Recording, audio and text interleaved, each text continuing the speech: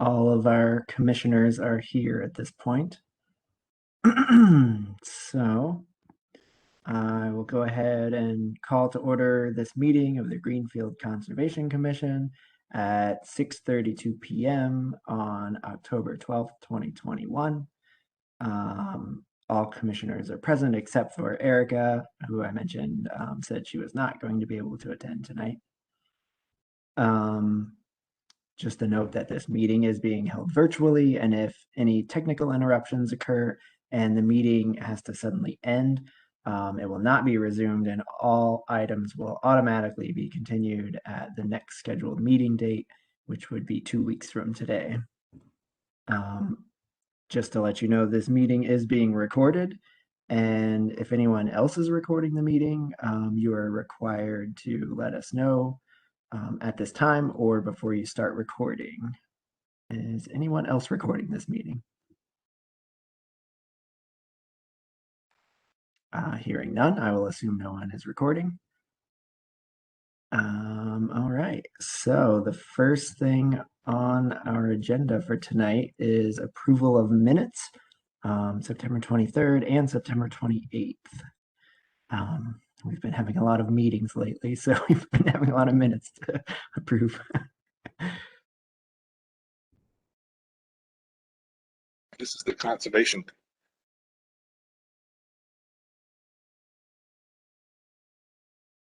Would anyone like to make a motion on any of the minutes? Rachel, you are muted right now. I'll motion to approve the minutes from September 28th, 2021.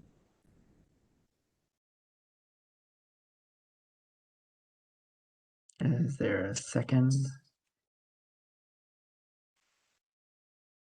Fletcher, was that a second? I think your audio might not be working. Okay, seconded by Fletcher. Any further discussion on the minutes from September 28th?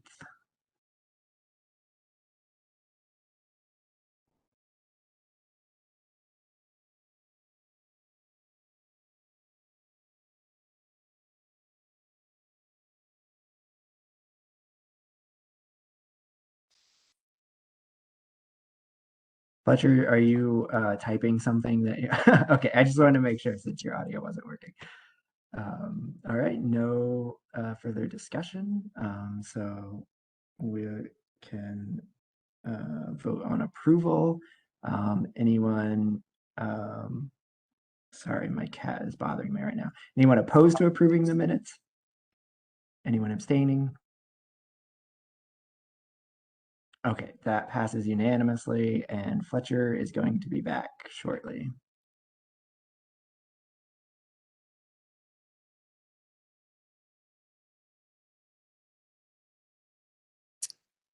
I will motion to accept the minutes for Friday, September 23rd special meeting. I'll second that. Wait for Fletcher to come back, yeah. All right, seconded by Kristen. And further discussion on that one. I just had one comment to add, which is that the mayor's last name was misspelled. There's an extra N in there. Where is that? In the also present at the top, sorry. Thank you. Yeah, I guess you could do a word search and see if it's anywhere else, but that's where I noticed it. It's not incorrect everywhere. It's not consistently incorrect. Okay.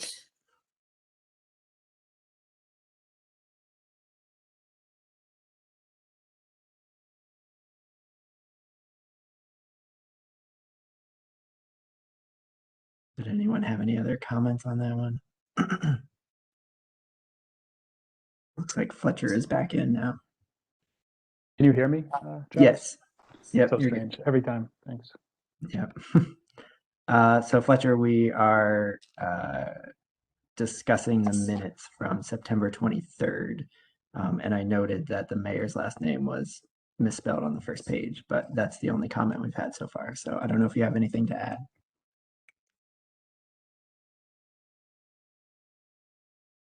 No, nothing to add. There was a couple conversational things that I think they were just summarized, maybe. But I think the general kind of accuracy was there. So I have no issues for those minutes at the moment. Okay. All right. Any other discussion? Hearing none, we can vote on that one. Anyone opposed to approving those minutes? Anyone abstaining? Okay, that passes unanimously, 4-0. So next on our agenda is a public hearing, notice of intent, building renovation and site improvements at 95 River Street, map 33, lot 10.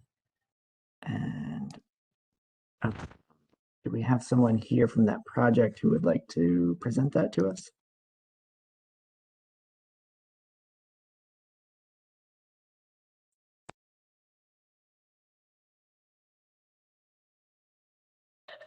Mark, it looks like Mark is talking, but I can't hear him.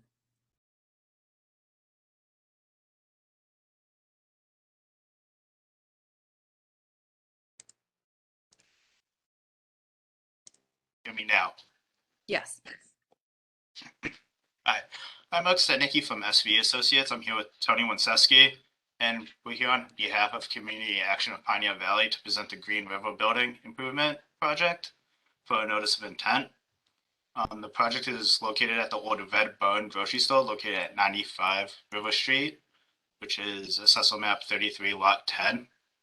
The existing property is approximately 5.2 acres in size, and I'm going to share my screen if that's okay.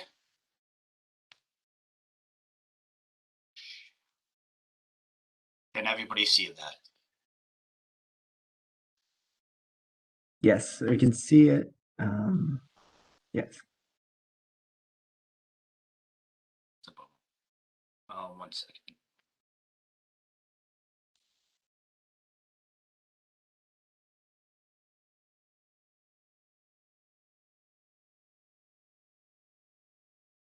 Oh, I have to get that all back up. Adobe stopped working for me. The property is located between the Franklin County Fairgrounds and River Street. The existing site has improvements of the Red Barn building and paved parking areas to the north and west of the building, as well as a loop exit road that wraps around the south of the building. Within the area between the loop exit road and the building is gravel or dense gravel parking area with tractor trailers to load and unload into the building.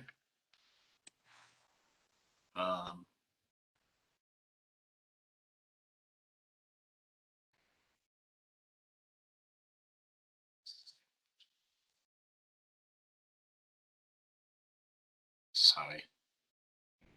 Adobe crashed and now I have to reload everything.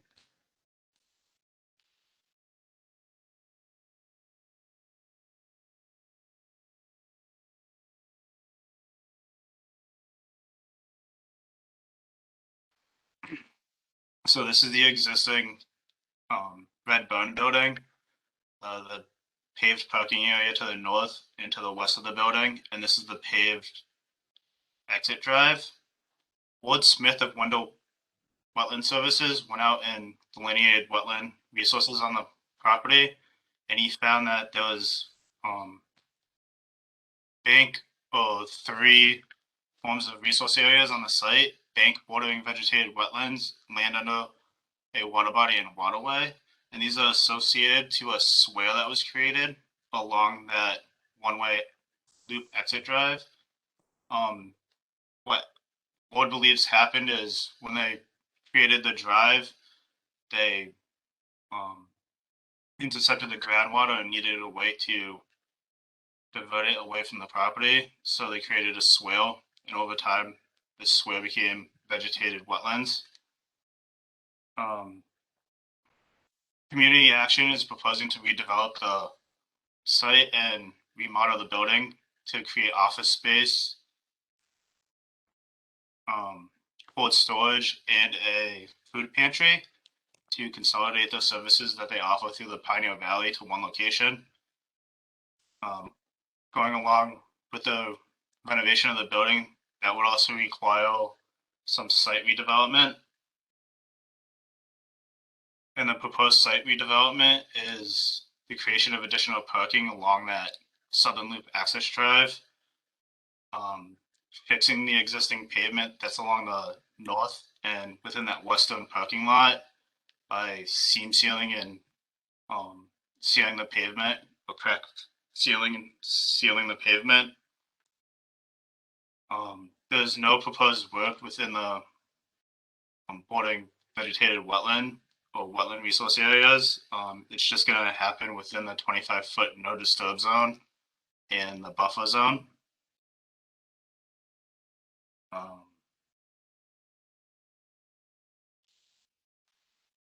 I have a better, it was pointed out to me that I didn't have the buffer zones on the drawing that was submitted at the site walk today, so I quickly put them on one.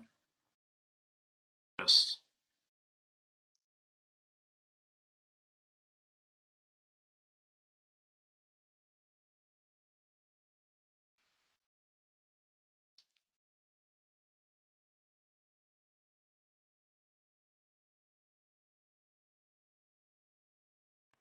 I had everything ready and loaded and then just crashed, unfortunately. So as you can, I'll go back to this one.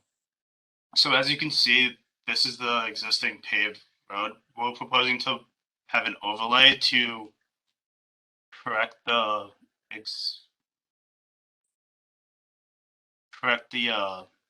drainage flow. The existing drainage is supposed to sheet flow off of the road into the swale, but due to tractor trailers driving over the driveway over the course of its lifespan, it rutted, and now there's broken pavement through the drive that creates a channel and discharges at a point source by this culvert.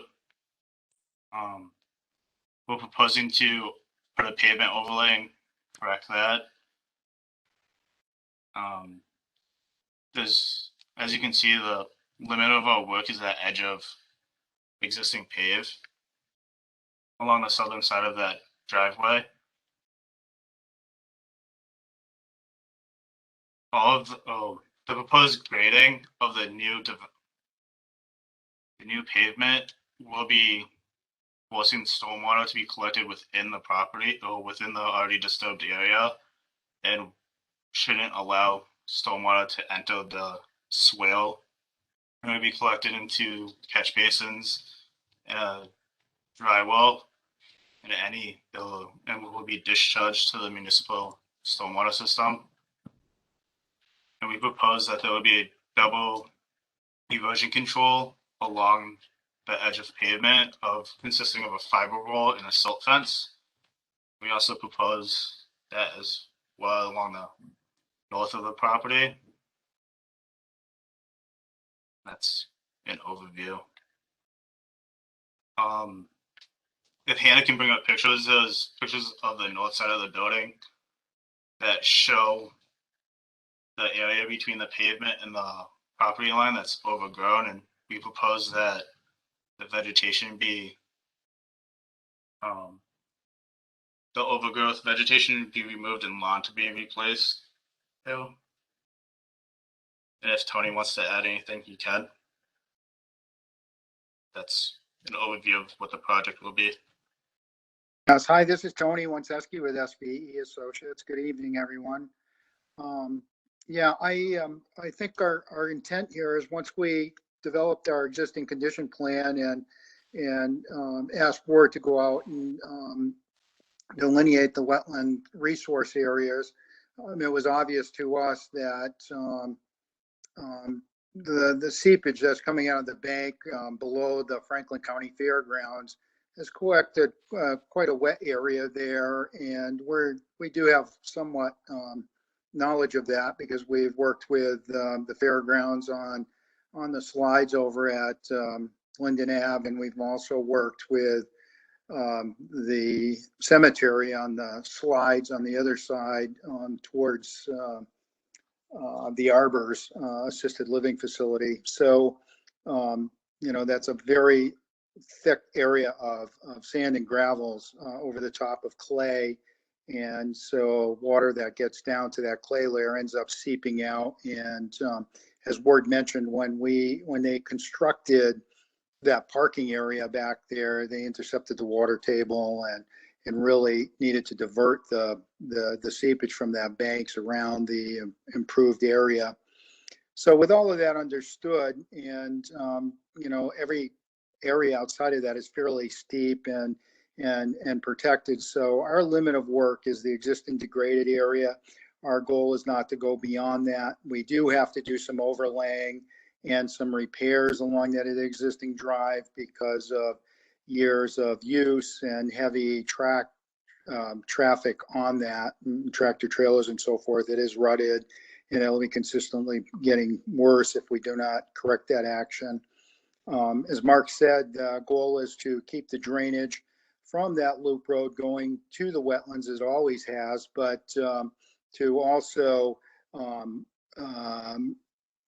make sure that the stormwater flow from the new improvements south of the building is kept internal and not allowed to go to the wetland area. It'll go to structural catch basins and dry wells, and then pipe to a catch basin on the west side of River Street and into the municipal storm drain system.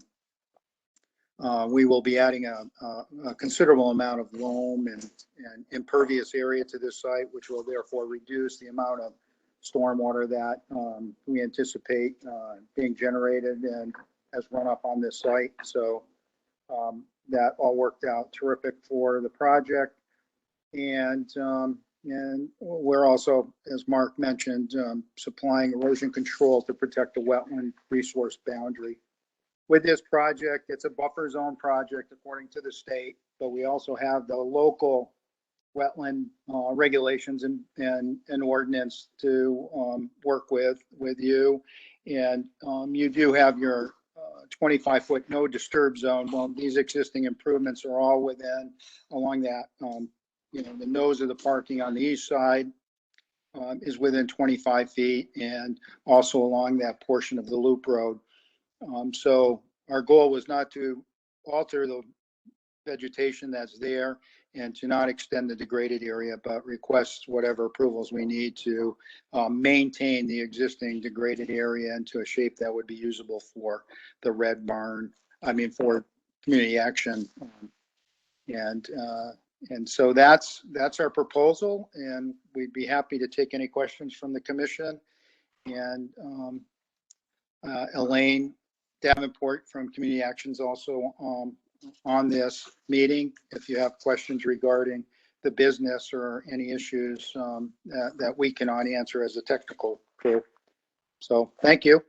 And that's our presentation for the evening. Thank you. Hannah, I saw there were some site visit photos. Do you want to walk us through those? Yeah, absolutely. So I'm going to share my screen.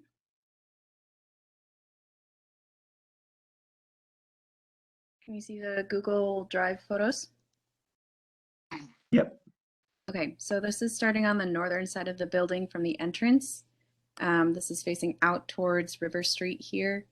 As you continue on through the photos, it'll continue along the northern boundary around that loop road to the southern edge.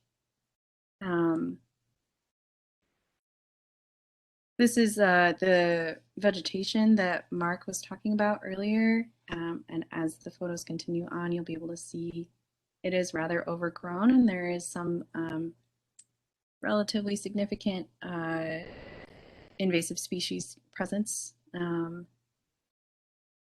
Additionally, as you continue along around the loop road, Here's that additional parking lot towards the back.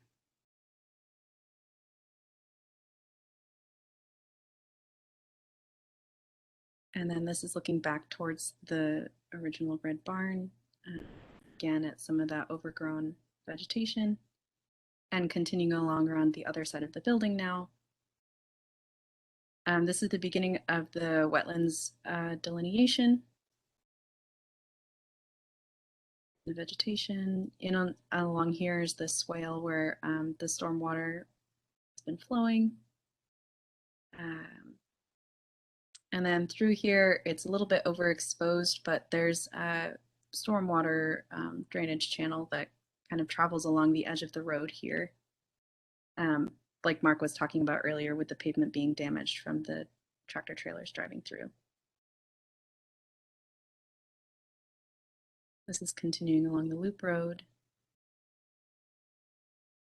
More wetlands delineation. This is looking back along the loop road with the red building to the right. And then this is the gravel slash pavement area. This is where the stormwater, so the culvert continues on down and drains here. And then there's a manhole here that provides access to that drainage area, if I understand correctly, right, Mark? Yes. And then this is looking back over to where we started over here.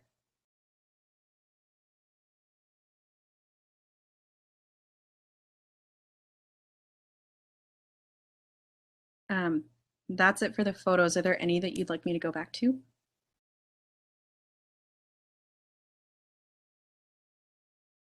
I had a quick question. Mark, you had mentioned that there was bank and land underwater identified in the wetlands report, as well as bordering vegetated wetlands or BVW. Is that because there's an intermittent stream, or that was classified as an intermittent stream with like bordering vegetated wetlands around it, or? Well, it doesn't give a reason why he why he put that. He just described what he believed formed the channel and why the channel was there. We would have to contact him and ask him why he. I think he's assuming, this is Tony again, I think he's assuming that that swale would be considered an intermittent stream. That therefore you've got a bank designation. It's not really well, it's you can identify it, you can see it. It's hard right now because it's very overgrown, but you can see the depression of that. It's not a big channel. It's fairly small and in width. And so anytime you have that type of an arrangement, you get those three resources. Most of the time you get those three resources as protected resources that are identifiable. So he doesn't state it in his report, which was submitted to the commission, but I'm assuming that's the case. The swale would be considered an intermittent stream, which therefore would have a bank designation.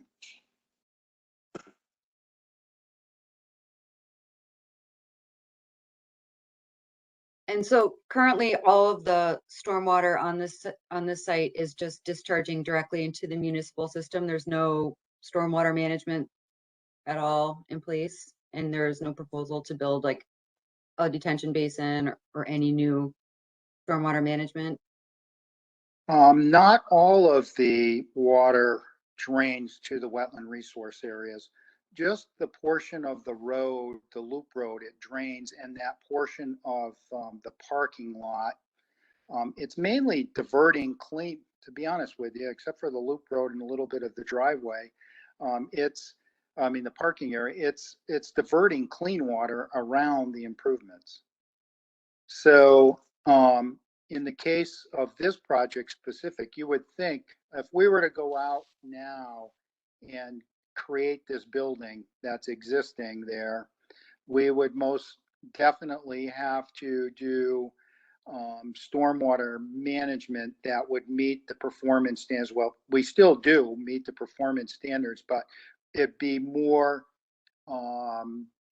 involved because this would have been natural ground and we would have been creating a building and parking and pavement and impervious area. So we'd have to account for that to match recharge and also to reduce peaks to what is there. So the case with this, it's an already developed site. This is a redevelopment project. We only have to do our stormwater to the maximum extent practical. But with this case, because we are creating pervious area, we can actually meet the performance standards, and it's not significant. If you look at the stormwater report, we're reducing estimated peak flow off the site in the storms of less than 1 CFS. I mean, it's almost not calculable, but we do show that based on area and coverage and all of the variables that go into calculating stormwater. So it's an improvement over what's there now, and the wetland resource areas will not feel any more runoff from the site than it's feeling right now. I hope that answers your question. It does. That was great. I'm really grateful that you said all that. And then I just wanted to clarify, there are no wetland resources up gradient of that swale, correct? That swale is basically in the wetland reports, I guess Ward Smith's opinion, created sort of by runoff. Yes. By He's runoff actually and saying by groundwater. runoff and groundwater. And let me clarify on that. So in this project alone, we did not go and flag, we're just trying to save budget here. We did not go and flag the whole property. This property goes to the top of the slope of the Franklin County Fairgrounds. And so if I were willing to guess, I would say there is more wetland resources beyond that boundary towards the toe of the slope of the fairgrounds. We did not spend the time to go over and flag all of that and locate that because our expected work is within the existing improvements. So we only flag the outer boundary of the resource affecting or in close proximity to where our work was going to happen. Thanks.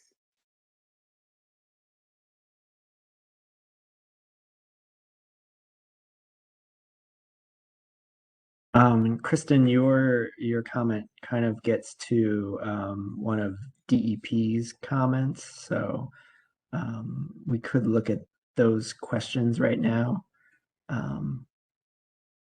if people want to do that. I can bring those up.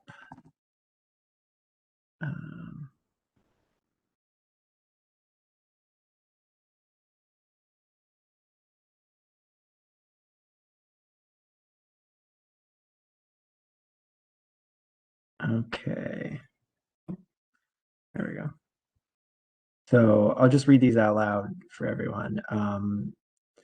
Number 1 says 2001 aerials do not show any parking or roadway on the west or south of the structure that existed at that time. Google Earth 2003 aerials show construction work for parking and roadways and a possible addition to the then current structure. Did the commission issue a determination of applicability for work at that time? Was it required, or is current jurisdiction simply because of the drainage swale stream creating the bordering vegetated wetlands versus possible original isolated vegetated wetlands? The commission is aware of the wetlands, soils, and runoff issues in this general area due to their review of file number 1680341 and the seeps coming from the slope that would likely create vegetated wetlands on the slope and flatter areas. So that's more of a question for the Conservation Commission than anything else, but I don't think any of us were around in 2003. We were on the commission.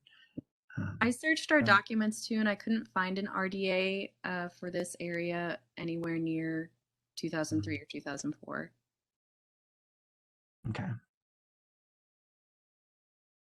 I don't know about you guys, but I got the impression that the sounded like the swale was responsible for, and the construction were responsible for creating, obviously, the wetlands we were just talking about, but.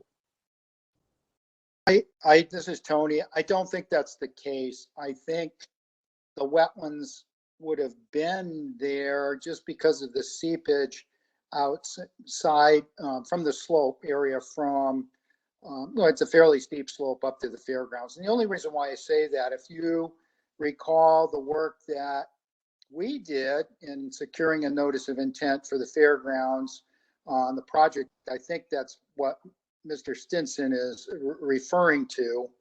And then Natural Resources came in and they were going to supply funding for that, but they redesigned the slope mitigation and stability improvements, which I think they then went through another notice of intent action. Our familiarity with that is there's considerable amount of wetlands at the toe of the slope behind those residents on Linden Street or Linden Ave, whatever that is. So my inclination is that there's considerable wetlands behind, at the toe of the slope behind these improvements.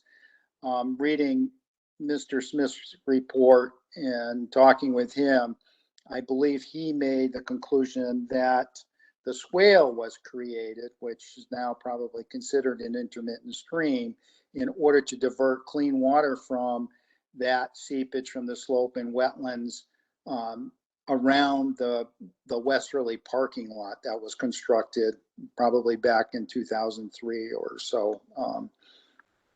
I wasn't here at that time either, but that's the way that I understand it.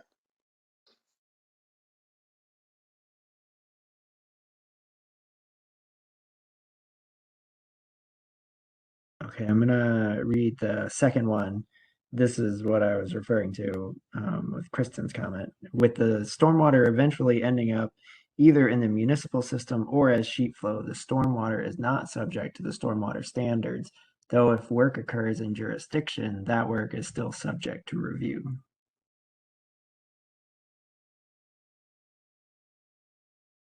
And then the third one says, per 310 CMR 10.531, where a buffer zone has already been developed, the issuing authority may consider the extent of existing development in its review of subsequent proposed work, and where prior development is extensive, may consider measures such as the restoration of natural vegetation adjacent to a resource area to protect the interest of MGLC 131, Section 40.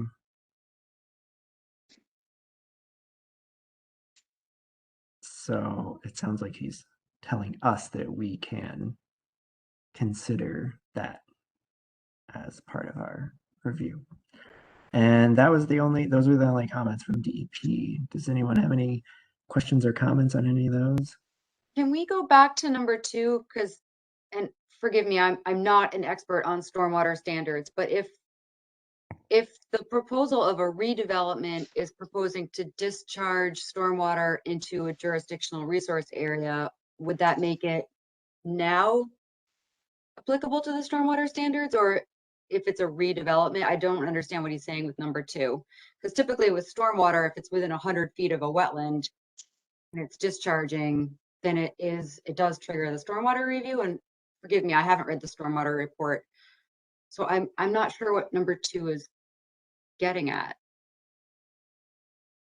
How much he's getting at, if the redevelopment creates a new point source discharge instead of a sheet flow into the wetland resource area. Sorry if you heard a noise.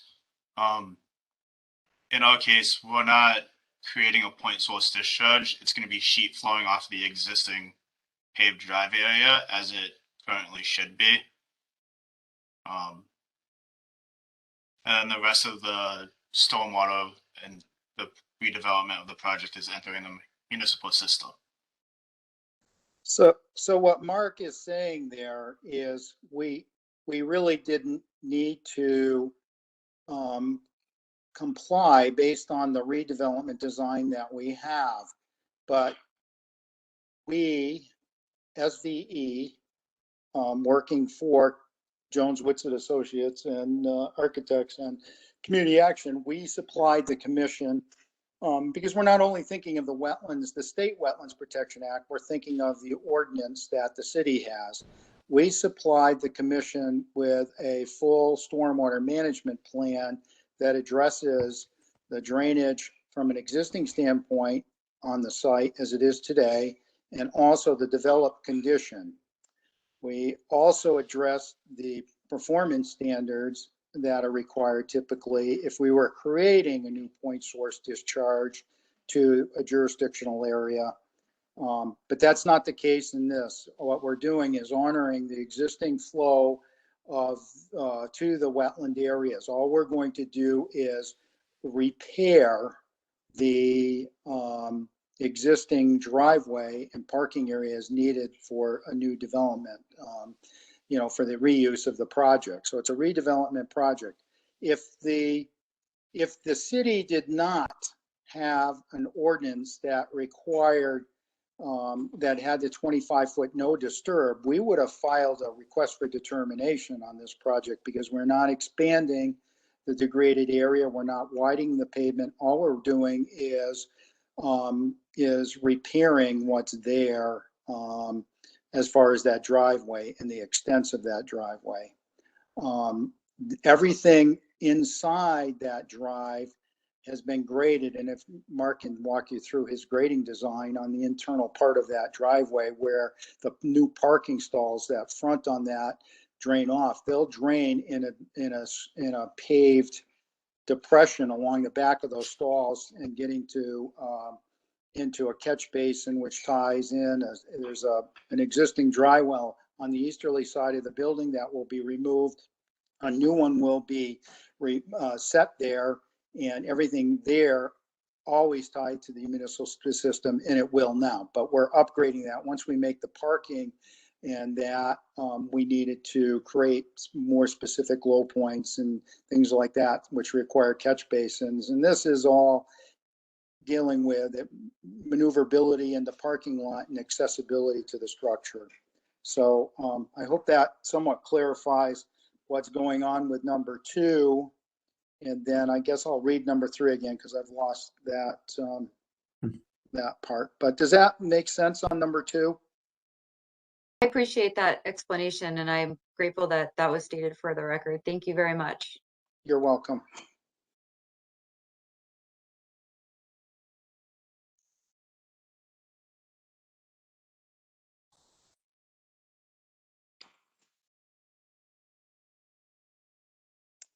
So on number 3,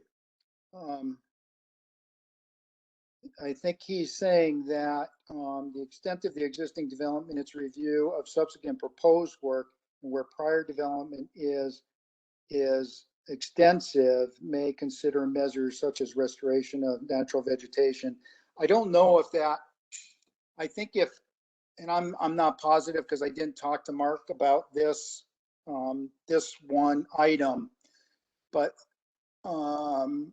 if, and I don't know if we had a zoning ordinance or a bylaw at the time where 25-foot disturbances, I don't have any information on previous, whether there were previous approvals or not. It seems like Hannah couldn't find anything. In this case, if we were, and this is my understanding, I could be wrong, it's my understanding that if we were to extend or do, even if we're still in the buffer zone, extend closer to or impact the wetlands, we would obviously be required to do mitigation of some sort or restoration if we were altering those resource areas. In this case, we're not. We're honoring the edge of the existing degraded area. We're matching, we're honoring the existing drainage boundaries to the resource area. We're not creating any new point source discharges. And where we're improving internal to that, the loading areas, previously gravel loading areas, and adding trees and lawn area, that is all draining to the municipal storm drain system as it does now, in a different sense, but as it does now. So I'm not, I would think if we were pushing the limits of that, and maybe say if we were going to widen or expand that westerly parking lot somehow, and push up edges or degrade more into the 25-foot no disturb or something like that, then I would think that not only the state, but the commission will require mitigation for that work. For instance, like at the Big Y, where we were asking to remove invasive materials and low growth and trim the trees, where we're looking actually to take those down. That was in the 25. That was an alteration of the existing vegetation and so forth. And we provided mitigation to account for that proposed work. This case, we're not touching any of that. The only vegetation work we're going to do is on the north side to clean up that edge, and we're going to leave the screening that is valuable there up against the existing fence, but that's not within or affect the resources as we flag them. So that's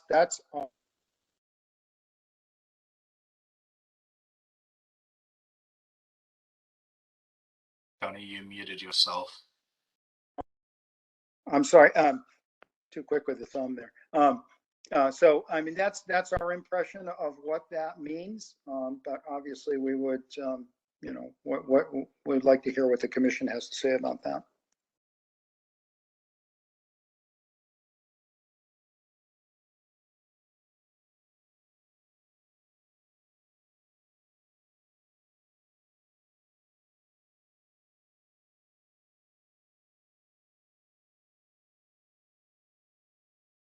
I don't want to hog the conversation, but can I ask about erosion controls? I see on the detail sheet you have a silt fence and I think like a Filtrex sock or something like that. Were you also proposing silt sacks and catch basins or anything? Yep, there's proposed silt sacks in all of the catch basins and the dry well.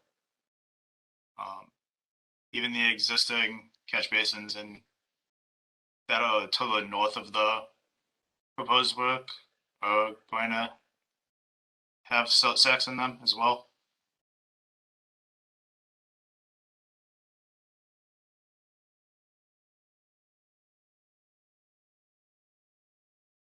And there's really, that's, besides the important one would be the double erosion control along that existing edge of pavement of the drive to prevent anything from getting into the wetlands and into the swale.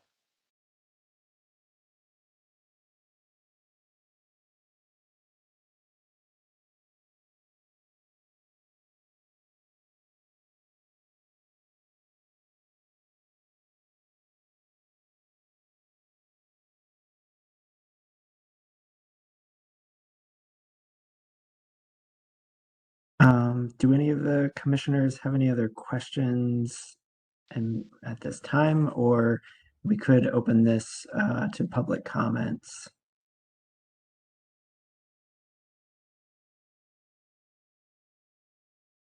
All right, I'm not hearing any questions at this moment from commissioners.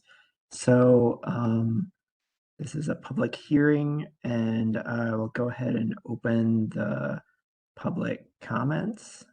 If anyone has a question or comment, go ahead and unmute yourself. Looks like John. Unmute yourself and state your name and address for the record.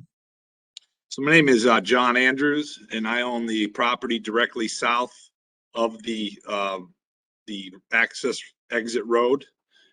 We also have a right-of-way that's deeded in the property to enter through that property into the property that is south of this lot.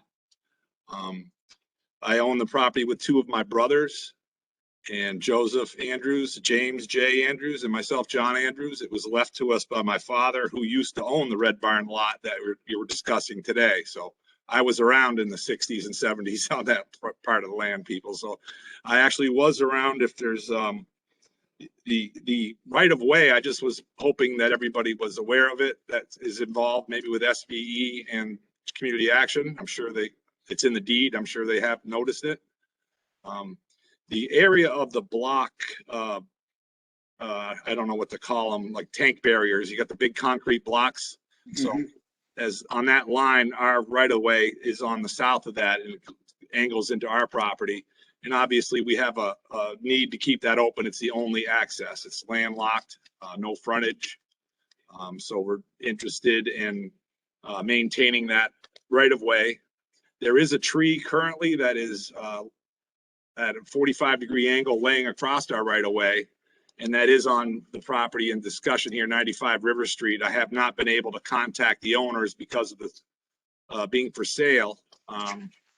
So there actually is a large like chestnut tree that needs to be dealt with. And I know that doesn't directly relate to this, but our right of way is currently blocked. And one of my questions is, does any of the maps that you have show the property lines in detail? Or I do know that we own all the way up to the fairgrounds also. And there is considerable groundwater that comes out south of me and between the property that I own and this property. So they, you know, they're dry part-time most of the time, but stormwater, there is occasionally water in there. But looking at that aerial, I'm a little surprised I don't really see our property line. I didn't think I owned up to that lot out on the western edge. I'm not reading the map right, probably. I think we own more of an east-west up to the fairgrounds. So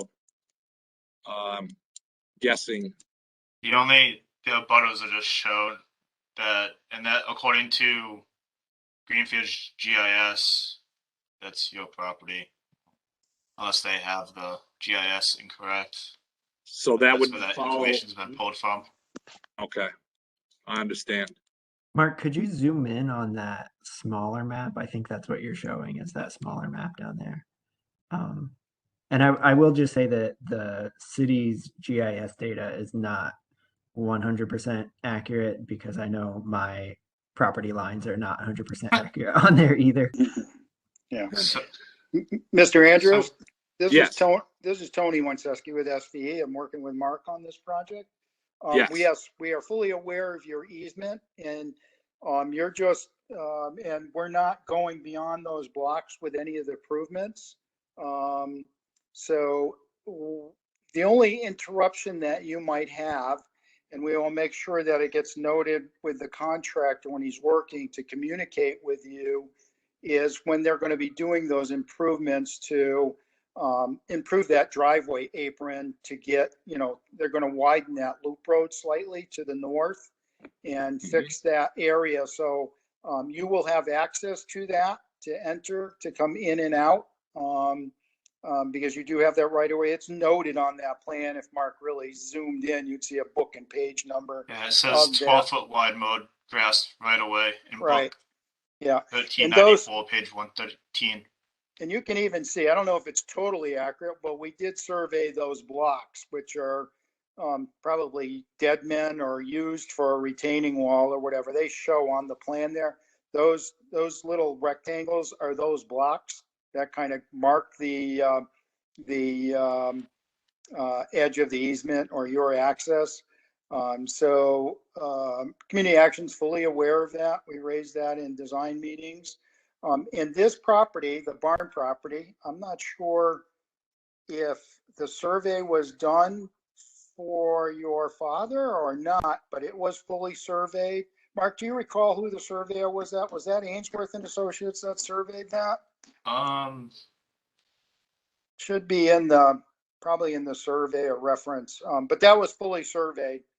Yeah, so it was prepared by Ainsworth for right. Okay. Miles, I think. Okay, so that's probably after your dad or who they sold it to. But so yeah, we've got good data there. We tied into that boundary, and so we're fully aware you'll have access to that. I think the only thing that we need to make sure is that there's good communication with you. You would be the main contact then on that? Yes. Okay, can I get your phone number if you don't mind? Sure, it's 413 Okay, 218 yeah, 2079. 2079, John Andrews. Okay, very good, sir. Because that'll allow us to, make sure that when we get kicked off that, we may even call you to introduce you to the construction team so that they know who to talk to, and you'll know the superintendent out there that's going to be working on this. And the other thing is I'll have to talk with Elaine about possibly getting that. Is that hindering your, do you have people using that right now, getting into that or what's the urgency on getting that tree removed? Basically, it's a construction laydown lot out there. It's an intermittent Okay. use, but right now I Okay. have to drive on a butter's buffer zone to get around the tree, I should say. Okay. It's Okay. actually my property, but the guy uses it for grilling back there, so I'm driving Okay. through his squatter space, I guess you call it. Okay. Well, we'll see if we can get that taken care of. I'll talk with the team and see if there's somebody. Do you know what size that tree is? Is it really, really large, or is it like a 8-inch tree, or? It's like twin 10-inch trees, and it's Okay. leaning on a green tree, and I cut wood, but it looks too dangerous for me. It looks like a Okay. death trap. There's a lot of weight cantilevered on it right now. Okay. All right. We'll have to do some discussion on that. We were not aware of that. I don't think I noticed that when I was out there, but I don't know. I probably did notice it and just didn't trigger on my head because it was more focused on the improvements within the thing. But we were, just so you know, we are totally aware of your rights to get through there, and you'll have every opportunity to do that. Great. Okay. All right. I thank you. All right. Thank you. All right. Are there any other public comments? Hello? Hello, Brian, it looks like. If you could state your name and address. Yeah, Brian Madison, 79 River Street. I believe I'm the abutter on the south side. And I was curious of the work. I'm in front of John. I was wondering what work was going to go on between 79 River Street and 95 River Street. I'm not sure, I'm pretty new at this, just from listening in. Is that what you were considering as wetland? That swale between your properties is considered a wetland, yes. Right, right. So the only work that's going to go on there is that we're going to be working on the driveway there. Yeah. Mr. Madison. And also you'll know there's a double catch basin there that drains that swale into the municipal system. Yes. The municipal storm drain system. I'm sure you've seen that. Yes. We're going to be tying a pipe to that. And that's the only other thing that's going to get worked on in that location. Very good. We're Okay. actually tying into the drainage manhole that's right next to the curb in front of the that double catch basin. Okay, So that allows us to stay away. We have no from impacts to the wetlands. Okay, yeah, that's right, Mark. I forgot that. Good point. Very good. Thank you. You're welcome, sir.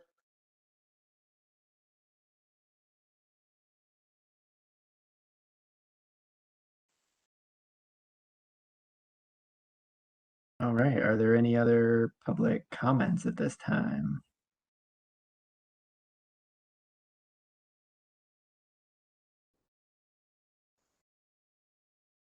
I do not hear any other public comments, so I'll go ahead and close the public comment period. Do any commissioners have any further questions at this time?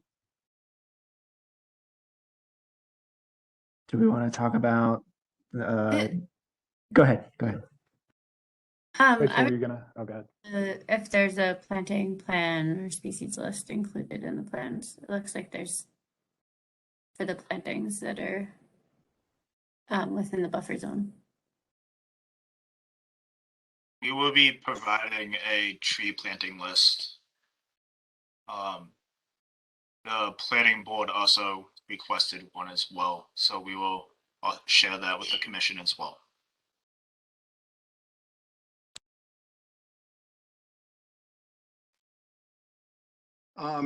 I'll just add to that a little bit. If you go to, we've got a planner there, it does show some shade trees being planted.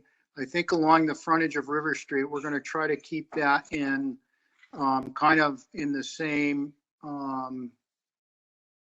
species as the town has been doing. The town has been planting a lot of trees within the right of ways in that, and I've coordinated with the planning director. He's talked to the tree warden, so I've got an idea of what they've been doing there. So we're going to keep that same kind of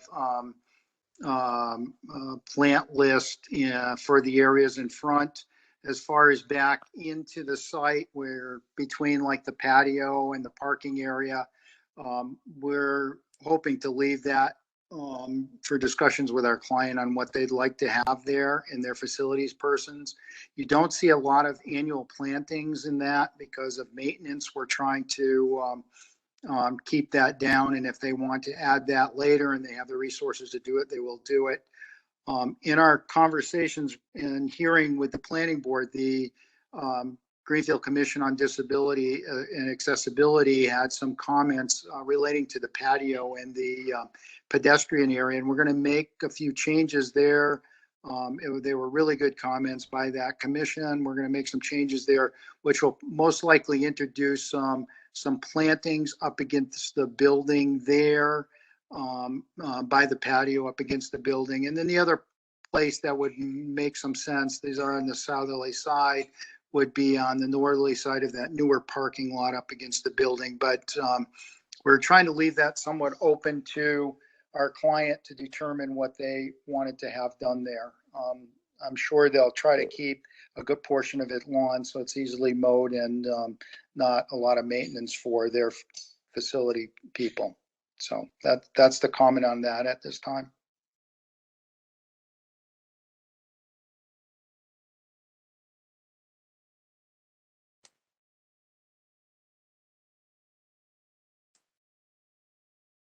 Fletcher, were you gonna say something? I was kind of just going to make conversation while people were deciding if they had any final questions, but I just had a very general question on the impervious surfaces. I guess so. Mark, you guys are. I didn't have a chance to read the stormwater report, but it sounds like you're putting down a lot more pavement and replacing gravel. If that is the case, is it just the fact that sort of the planters and the landscaped areas you're introducing are going to offset the flow into the swale area, or is it the fact that the gravel already has a similar kind of runoff factor to pavement anyway, so it's not a big change? I'm just curious how in our opinion, the gravel is very dense and compact due to the existing the existing condition where like tractor trailers would be backing up and driving over it. As if you drive by the site now, you'll see a bunch of trailers being left on the gravel area, which is this. And this area we believe is also mostly gravel, but it's just degraded and weeds and grass have started to grow in it. But like you said, with the removal of that dense mud packed gravel and creation of loam lawn area and the planters, we feel that that offsets the infiltration and will reduce the runoff of the site. I hope that answers your question. Yeah, it does. Thank you.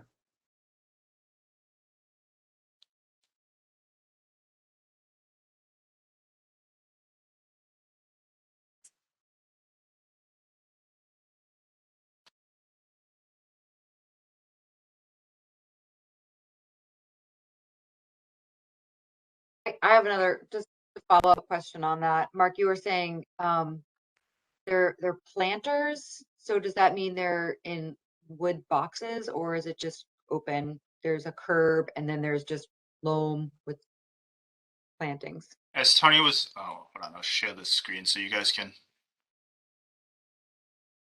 The Tony the area that Tony was talking about is up against the building here, and after the comments that we received from the planning board meeting, Tony is proposing that we put in a planting box of a raised curb with soil in it and plantings next to the building to reduce some more of the hardscape. Other than that one planting area, the client may wish to put plantings along the north side of the building, but we don't, that's up to the client at a later date. We mostly just show it being loamed and seeded with some shade trees over the property, or over the developed area, redeveloped area.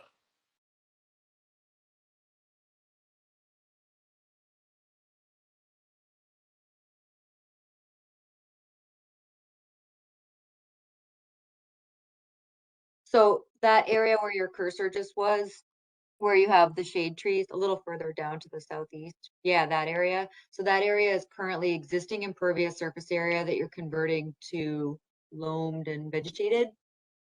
This area is currently, it is gravel, like compacted gravel that right now has multiple trailers parked on it, which is why, in our opinion, we consider it dense gravel that's going to have a high runoff coefficient and low permeable rate. And we're going to be removing that gravel and putting loam down and seeding it to have a grassed area.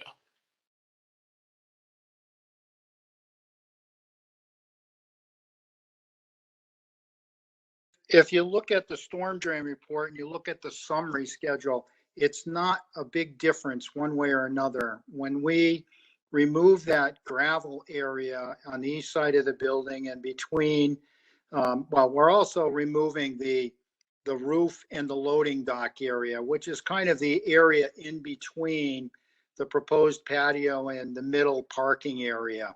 That area is that roof and that concrete loading dock area is going to get removed. So that area is all going to get replaced with lawn and seed. So when you look and we do the actual calculations using the coefficients for gravel versus pavement and loam, you can see in this table that things are really not changing much at all. We show a small reduction in both the design storms for the 2-year, the 10, and the 100. It's less than 1 CFS.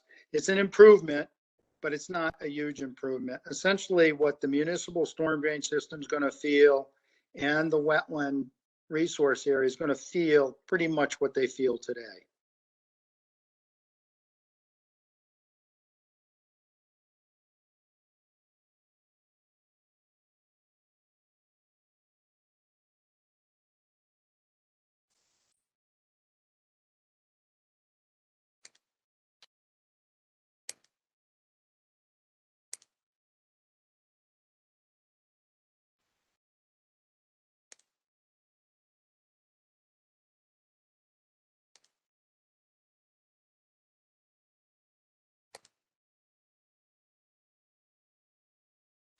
I'm wondering if any commissioners have any thoughts about this work being done in the 25-foot no disturb zone.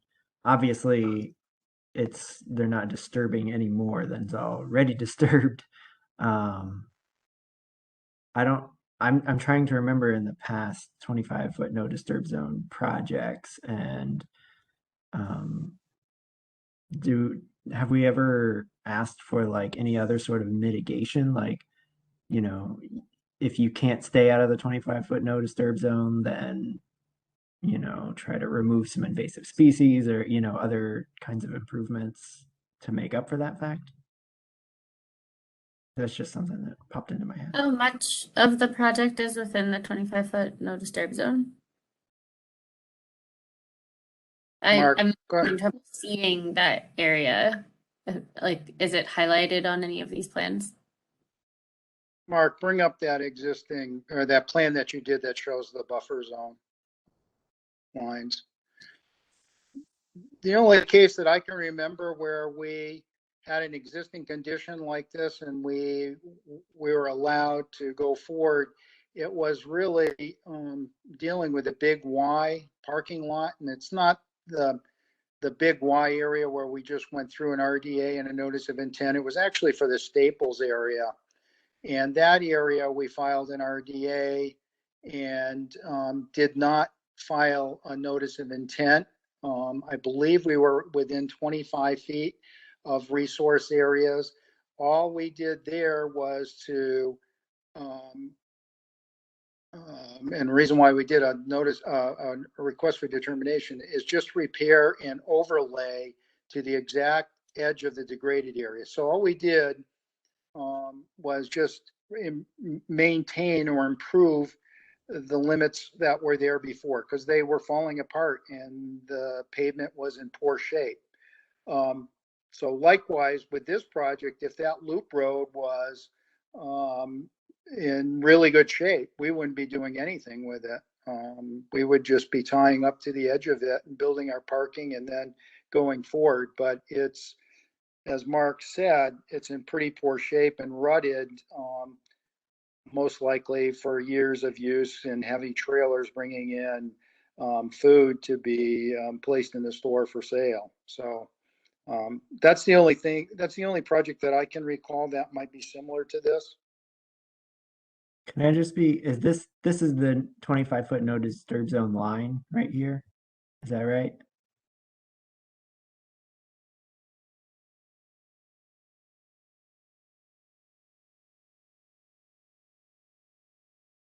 Oh, Mark, you're muted. Sorry, I just realized that. Yeah. There's additional wetlands in this area between the two culverts, but due to the time when a surveyor went out to locate the wetland flags, the vegetation was like 7 feet high, so he could not find them since Mr. Smith used the small little flags. That's the reason why there's no wetlands shown within that area, but they follow the, they go between the two culverts that are shown. Ward was smart. He got out there and flagged it when the vegetation was at ankle height. And so essentially the edge of the wetland is like right along, or is it that line or is it the line right before that, maybe to the south of that? It's essentially a foot. It's between like a foot to 2 feet off of the edge of the existing pavement. Yeah, and so that entire road is going to be within the 25-foot no disturb zone, or is currently. Yes, except this. Except this area might not be.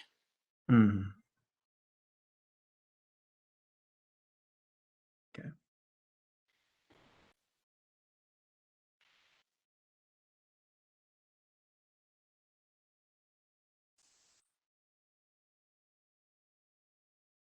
Does that help, Rachel? Yeah, I think usually we have an area associated with it that that you can see in terms of like the just get a sense of the ratio of work that is happening within the work that's happening within the buffer zone, how much of it is actually within the 25-foot no disturb zone. And I think in the past we have used that in terms of being able to figure out like if there is a kind of compensatory action, then you would have something to base that on. Yeah,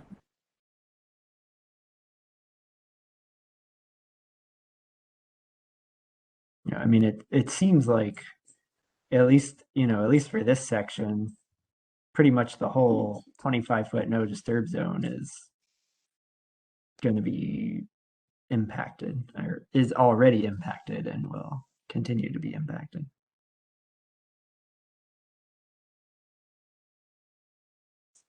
Yeah, you're asking about precedents. I think we have in some projects requested alternatives that allowed for the functioning of the site, but reducing the amount of development within the 25-foot no disturb zone. So the project on Mohawk, I guess it's back up for sale now, but the property that that was a former hotel there, we worked with them to reorganize the parking in order to reduce the pavement and walk back the edge of previous development out of the 25-foot no disturb zone. So I guess that'd be a question for Tony and Mark, if you did any alternative analysis here that would allow for the same amount of parking and still permit the circulation on site, but reduced the amount of previous development that's or developed area impervious surface within the 25-foot no disturb zone. Can you bring the site plan back up, please? So if you look at the site plan as we have it right now, there are 75 regular spaces and 4 ADA accessible spaces.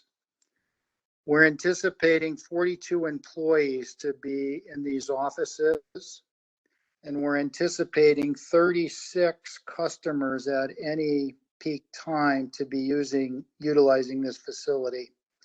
So that means we need, if we were to take, and it probably wouldn't be this because we supply bicycle racks, and our goal hopefully is that at some point that the FRTA will create a bus stop, which we've planned for on the frontage of the property on River Street. But if we were to look at individuals coming to this facility, that would be 78 versus 79. We don't have the room to really do much. We're constrained on the north side due to grade. If you've driven in that parking lot before and you've ever gone to the Red Barn when it was open, you know that that's very steep, and the existing ADA parking there does not meet current standards for grade. And so that's all employee parking up there on that north side. And we have a fairly steep slope down to the property line. In the backside, that parking area is also sloped down to the existing parking, and we're held by the wetland resources. So just based on this, we really cannot cut back because we can't meet the requirements of the use of the property. And I just go back, we're not trying to expand anything. We're keeping it within the edge of what was degraded previously, and would hope that the commission would consider that as, something that we're trying to do here. I don't think there's an alternative here that we could find parking on this property without disturbing wetlands, and holding the existing degraded area seems like a lot less impact and the more improved way to go here.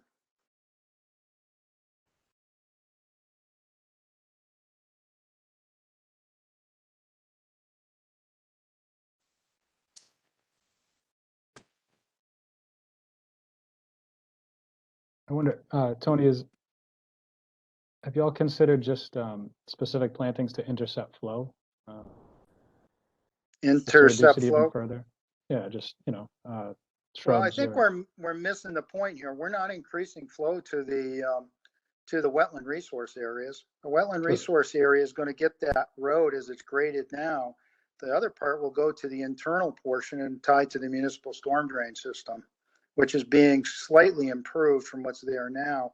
If you were to, you're not part of the planning board hearing, but the DPW engineering supervisor reviewed that, and he agreed with the study that we would be improving this slightly, this condition.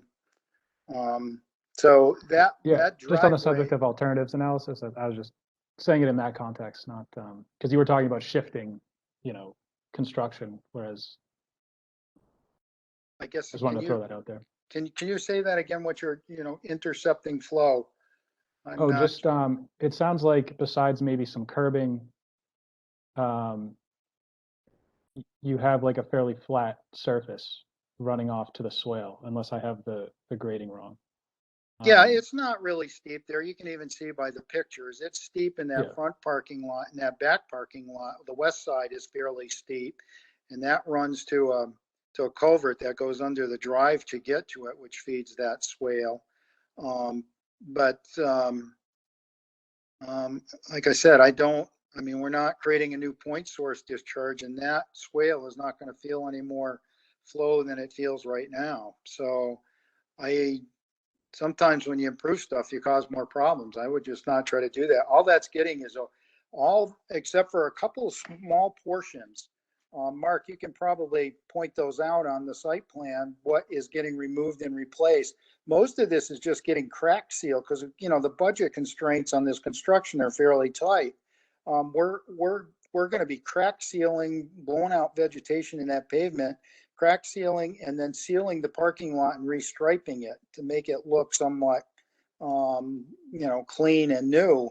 We're not redoing any of that, tearing up except for a limited portion by that the new loading dock, which is a loading dock now.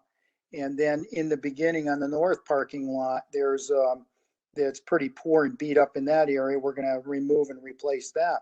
But most of that existing drive in that rear parking lot are just going to be crack sealed and then, sealed or overlaid. There's no going to be any digging or anything in that except for those specific areas that I'm talking about. I don't see how we could do anything that's, we're not even tearing up that existing driveway except, like I said, for those few portions. Yeah, I just wanted to throw that out there, but I hear what you're saying. I feel like if you're trying to do plantings along the edge of the driveway now, you would just be disturbing more of the wetlands than we're doing with our proposed design. Yeah, I think I was thinking maybe along the loam, the grass area, but again, I just wanted to know the concept, and but I hear what you're saying as far as the no additional expected impact there.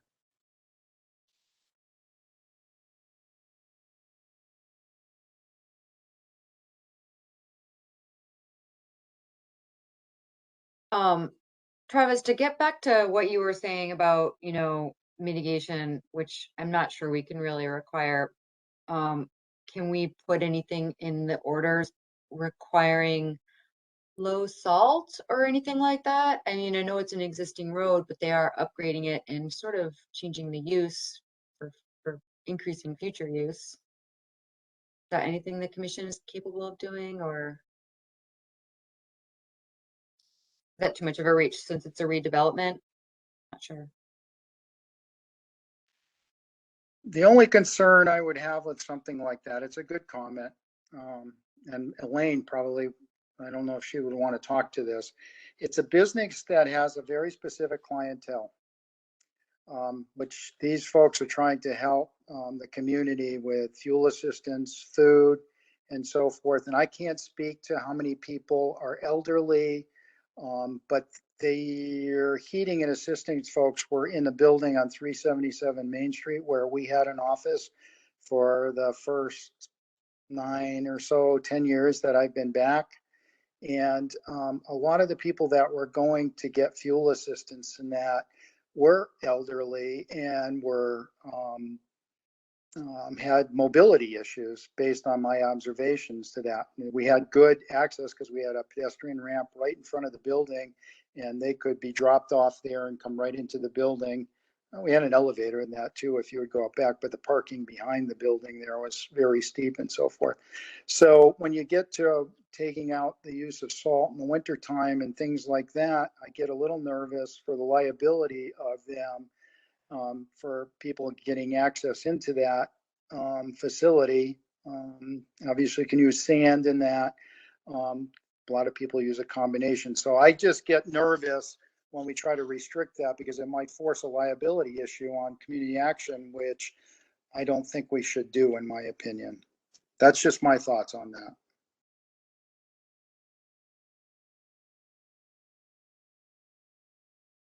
Can y'all hear me? Okay.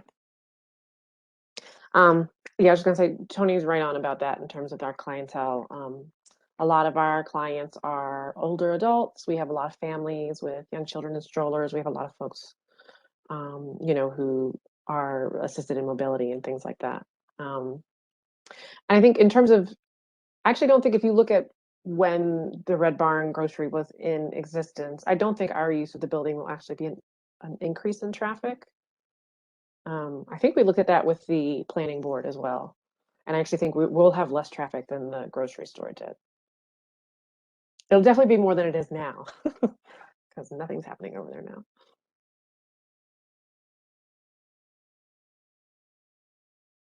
Thanks, both of you.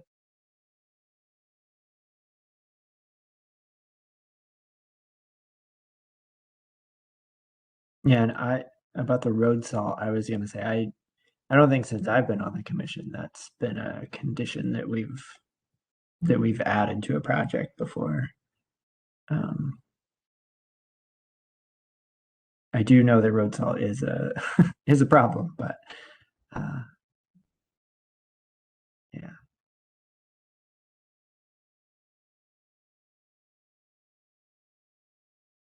So I guess I'm wondering from the commissioners, I mean, so far it doesn't sound like we have any special conditions that we're requesting. It sounds like,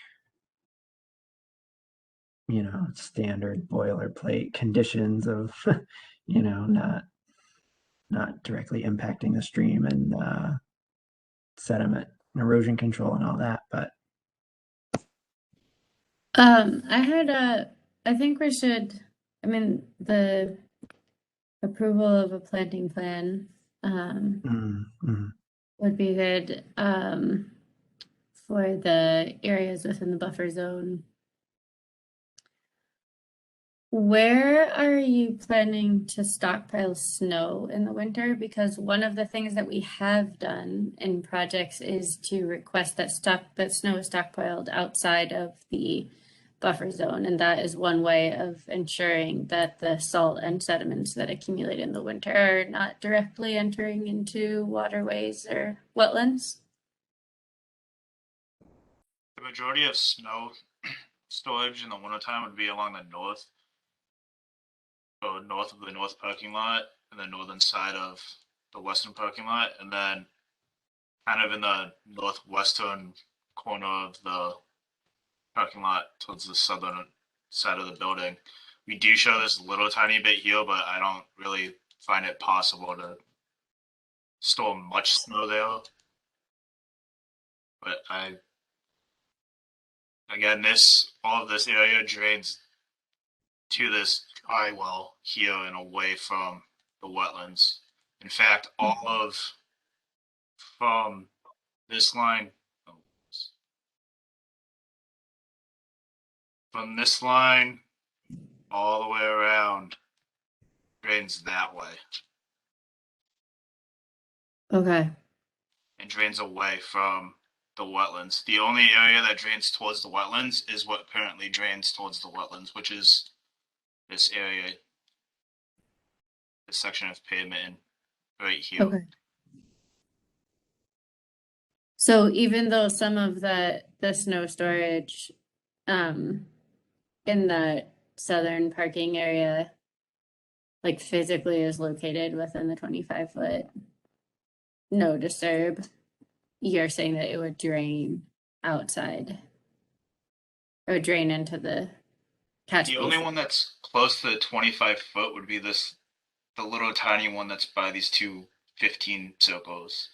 And that does propose kind of like graded swale that runs along the curb on that side of the proposed widening that would catch any stormwater or any of the snow melt and carry it down to this deep sump catch basin.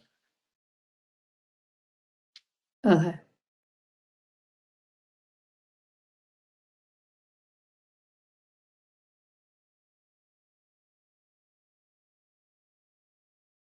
That little bit of information was so critical. Thanks, Mark. I didn't find that in the stormwater report. Do you have like a flow map or something that summarizes that statement for the application? Am I missing that? Yeah, I didn't realize that piece a large chunk of it drained north either. That was Yeah, part of my confusion. mine too. So this is the the existing hydrology map. And as you can see now, the project area basically drains into three sections. One is the area that drains into the swale. The large area which we're proposing to capture most of the stormwater runoff already captures a big portion of the stormwater runoff that falls on the developed area. And right now it goes to that little tiny, or the existing dry well. And any overflow will sheet flow over the sidewalk into River Street. Our proposed is pretty much the same situation, except we're trying to prevent any stormwater from flowing over the sidewalk. We're trying to capture it all within our property. So this is 1, 2, and we don't have a third. The third on the existing's up here in this corner, and that just goes north along River Street. This is at the back of the stormwater management report. You can find these hydrology plans.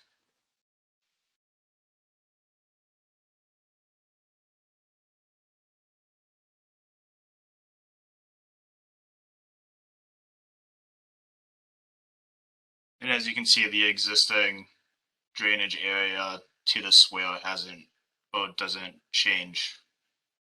It might get a little bit smaller actually, but I believe off the top of my head that it's the same size.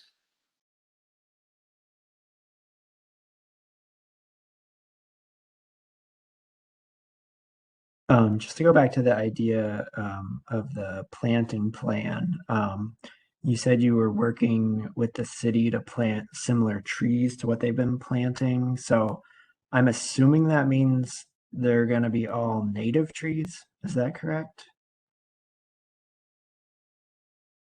I believe the trees that we're proposing along the front of the building will be native trees that will come from. That's correct. They'll be consistent with what the city is doing within the right of ways now. They have a tree planting exercise that they've been going through. I'm trying to find out my notes from Eric, but I can't get my hands on them right. Oh, here we go. So what they've been planting, so definitely the trees out by River Street would be either honey locust, ginkgo, oak, or maple. We may bring some of those shade trees back into the areas around the parking and that, but I haven't really discussed with the facilities folks at Community Action whether they want to have some ornamental trees like Cosa dogwoods or cherry plums or something like that. I'm anticipating any annuals that would be planted up against the building on the north side of that internal parking lot, or where we're talking about revising for the Disability Commission's comments. They could be lilies, ornamental grasses, things that are somewhat low maintenance, but that's all on the south side, which would get great sunlight. And so that's the two areas that I think if they were going to do any annuals, they would do those there. We don't show those right now, but that would be the case. I think the majority of the area outside of the shade trees would be loam and seed.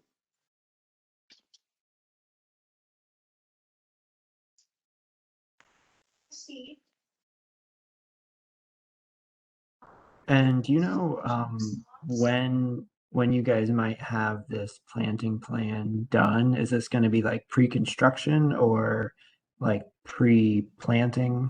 No, we'll probably give that plan to the planning board and we can send a copy to Hannah for record prior to, I think what our goal is to have it within 30 days of when we are approved by the planning board. So, couple of weeks or so, we'll have that completed. And I don't think this has been mentioned yet, but what's your time frame on this whole construction project? next construction season, I believe. We're in estimating right now with the architectural stuff. So once we get our land development approvals, we would go in for building permit. In the meantime, they're doing estimating quantities to see how close they are to the budget or whatever, and there might be some modifications to meet a budget. I mean, that's the process that's typically followed to get a project in the ground like this.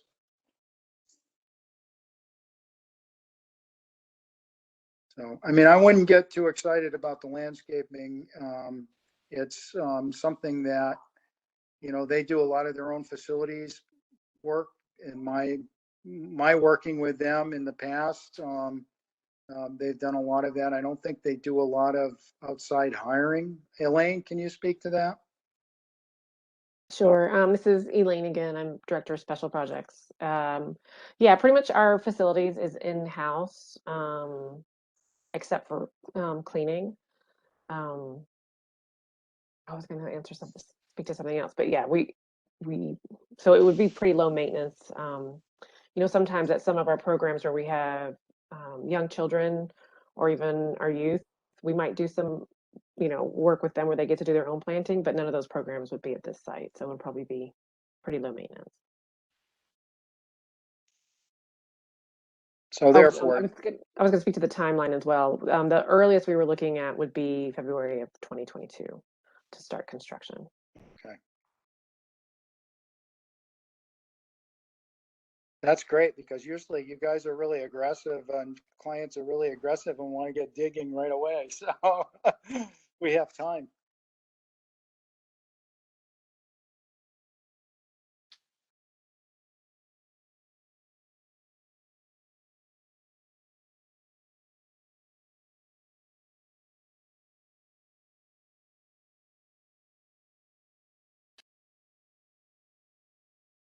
So I guess I'm wondering from the commissioners, you know, it's not like they're planting you know, like restoring a wetland or anything, but are we going to need to approve a planting plan? Like, I know we've had this issue before where we've asked for a planting plan and sometimes we didn't ask to be able to approve it or not. But it sounds like, I don't know. Does anyone have any?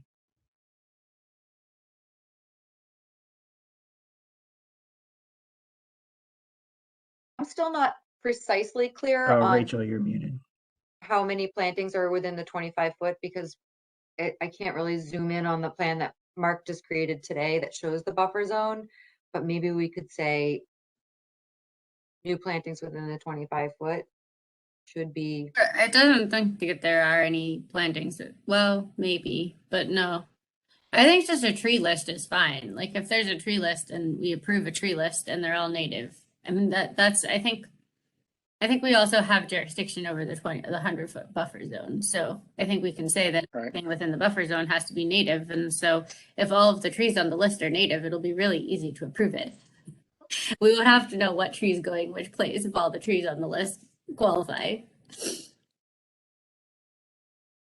Well, we don't mind sending you that. Would that be administrative? I mean, can we get a conditional approval tonight on granting this, and we can send you the plan? And I mean, we're not going to, like, if you want to change a tree out, that's not going to be anything that's going to cause us any issues. I mean, when they're pricing these, that's why we showed it. You know, we showed 14 trees where there are no trees right now, and so that they can at least price them and get a budget amount. At the time, I hadn't received the actual planting list that the city's been working with the tree warden on, but we're going to follow that. I think it makes sense. Does the commission have any trouble if like 3 of those are more of an ornamental, like a Costa dogwood or something? Would you have a problem with those? Well, that's where it's hard to know because we can't actually determine how many of these trees are within the buffer zones because the buffer zones aren't displayed on the plan. So maybe it's easier to, I mean, we can just approve a planting plan. really fast to just approve a planting plan. And then when We resisted ordering more draft because $22 doesn't And- warrant with the crowd we have. Turkey came in here and ordered a bottle. John, you're sorry, unmuted. John could you Andrews. please? Like if it'd be really fast to approve a plan that was that simple and just showed the buffer zones and what trees we're planting where, and if the ones that are inside the buffer zone are all the native ones, I don't see why there would be a problem with that. Done by itself, huh? Can we do that administratively after this meeting, or do you want to continue a hearing? I just don't want to continue the hearing over. We can Shade just trees even when the- require the approval, I think, as a special condition. Okay, that's fine. I'm good with that. No, we're not trying to, not, get away without planting trees or anything like that. I just want to try to get this approved this evening if possible. So Yeah, and that- we're going to try to do this, like I said, within 30 days. So we would definitely we can send Hannah a plan that she can, digitally, she can share with the commission and get us back comments. We can make the change and then forward it back to her if there is any. We'd be fine with that. That would be great. We're good with that. Yeah, I was trying to get at that earlier as asking about when the planting plan was going to be done and when construction was starting, so we can figure out, if that was just like a pre-construction approval that we would need to do. No, and we have time to do that. So I mean, we'd be happy to do that. Like I said, we should have that taken care of within the next 2 weeks or so, which we can forward to Hannah. We like working with Hannah. I like working with you guys. Stop moving. Yeah, that sounds great. So Thursday is my last day, so if you could also forward it to Eric Torug. We will be working in conjunction on this project. I'm sorry.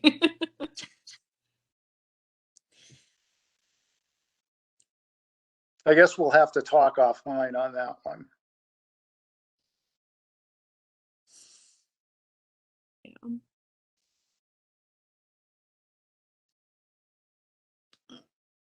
I think we can continue discussing any additional special conditions.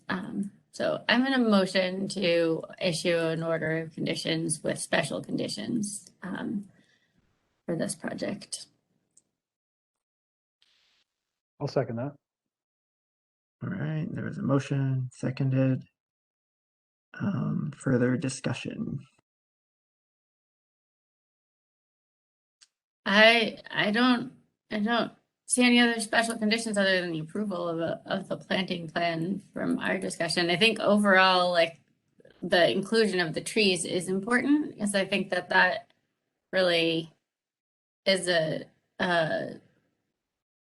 pretty significant site improvement over what's there, and more than anything else that's on the plan. That's sort of your main improvements that you're making in terms of water quality and the resource areas. So Shade management. Thermal loading. We like shade trees. otherwise, I think that's the boilerplate conditions are so just your standard erosion control inspections and a pre-construction, letting us know pre-construction, making sure that all the silt bags are installed before then. The boilerplate. Just a note for administrative purposes here. I don't think we made a motion to close the hearing before making a motion to issue an order of conditions. Someone like to make that motion? I'll make a motion to close the hearing on 95 River Street. All right. Second that. Seconded by Rachel. Any further discussion on that one? Anyone opposed? Abstaining? Okay. The public hearing is closed, and now we can return to our other motion. Did anyone have any other thoughts on special conditions? I think I agree with Rachel. Having clearly defined areas where cars can also go and not go seems like an additional improvement. Although, but yes, mature shade trees, significant improvement.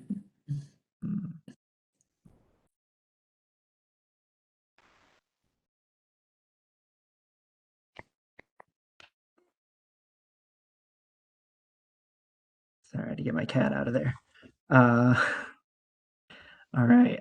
Not hearing any other comments from the commissioners, so we can vote on issuing the order of conditions with the boilerplate conditions plus the special condition of approving a planting plan. All opposed? Abstaining? All right, that passes unanimously 4-0 to issue the order of conditions. Thank you all. We really Thank you. appreciate your time. Look forward Yes, to working thank you with so you much. again on another improvement for the city of Greenfield. So thank you. Bye, Hannah. We'll call you tomorrow. Call me on Thursday. That sounds great. Thursday. Okay. Okay. Bye. Bye.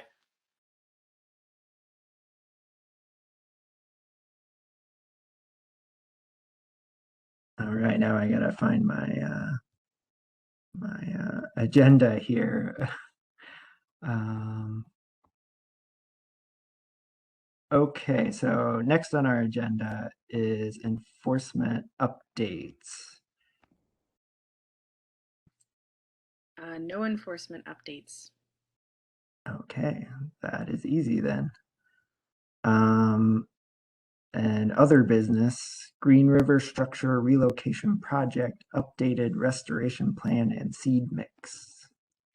Yep. So Tracy Sedalter sent us an updated planting plan and seed mix. I believe she's on the call tonight. Hey everybody, good evening. Nice to see you all again. Hey Tracy, thanks for being here. Thank you for having me. Yeah. So I believe Eric uploaded the new planting plan in our upcoming meeting under the folder Green River Structure Relocation Project. You can see the resource map. It has the updated species names. Tracy, if there's anything else that you want to add, I can screen share the planting plan. I was going to say I can share the map. It looks pretty much the same. I added the Latin names just so you could confirm that we're just doing American hazelnut, Corylus americana. We're also doing the arrowwood still, the viburnum. We removed the my God, whatever the non-native plant was that I had. They're tall and Juniper? Or, oh. It was the Kettlery. The Chinese juniper. Got it. Yep. Thank you. So sorry about that, everybody. So we removed that because it was non-native. So we wanted to get rid of that at the request of the Conservation Commission. So that's been removed. So we've just updated. It's the same number of recommended things that we had initially included, but we spread it out across the 2 species instead of spreading it out across the 3 species. So now we only have 2 native shrubs. So that's what we included, at least in the planting plan. And then what we've decided to use for the seed mix was the recommended wildflower, native wildflower mix that the conservation had recommended. Hannah passed that along to me.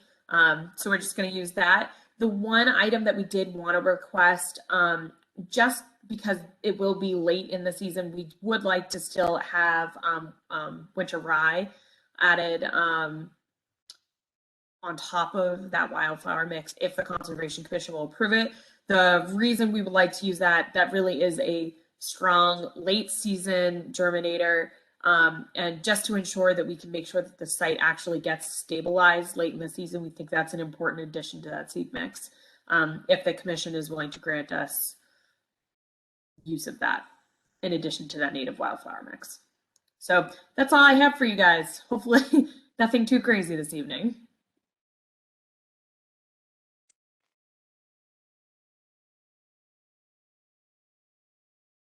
Yeah, and I'll just say thanks for sticking around through another meeting. I know you're always later on the agenda, so that's okay. It's always interesting to hear what everybody else is doing. So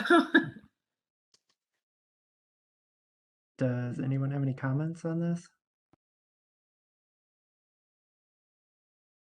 That seems good to me. I don't have a problem with winter rye being included in the mix since it's this late in the season already. I agree, and I just want to say that the viburnum has an important wildlife habitat value. So thank you for considering important food sources for wildlife in your. absolutely, that's a tasty snack that lots of people appreciate. So especially at this time of year. So It can be kind of hard to get the hazelnut sometimes from local nurseries. I don't know what our boilerplate is if we have, nursery stock swaps, as long as it's native or something kind of language like that. I think we've already spoken with the supplier and he already has some set aside for us, I believe. But if you do have additional recommendations, just in case something were to pop up, that would be appreciated. I'm perfectly comfortable to just go, and I can always update you too, if something did happen, say, hey, here's the native we've decided to swap in, because we were not able to get X, Y, or Z. So if that's okay with you guys, if something were to happen.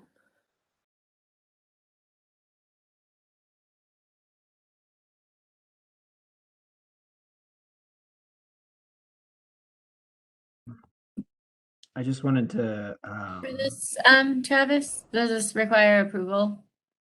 I think they were coming to us because they needed the approval. So yeah, It was part of the special conditions that we needed approval for it. So great. Yeah. So a motion to accept this, the plan with today's, is it today's date on here? What is the date on the the 12th plan? Um, I'm just trying to see like if there's a version, like a way of identifying this as the version. hold on. I actually have it pulled up on my end, so I can tell you. I don't think the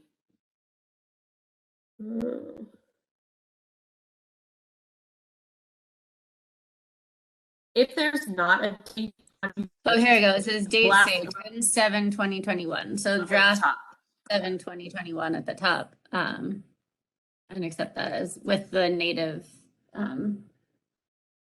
wildflower mix. I'll Do you have a second that. second? All right, seconded by Fletcher. Any further discussion? Anyone opposed?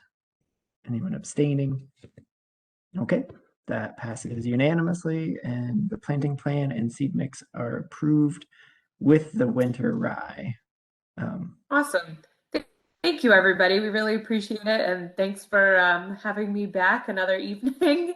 And Hannah, I just want to say good luck and hopefully I'll run into you again. So thanks, everybody. Have a lovely evening. Thank you so much. Have a good one. Thanks.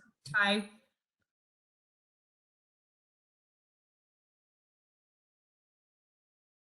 Okay, I guess we're moving right along here.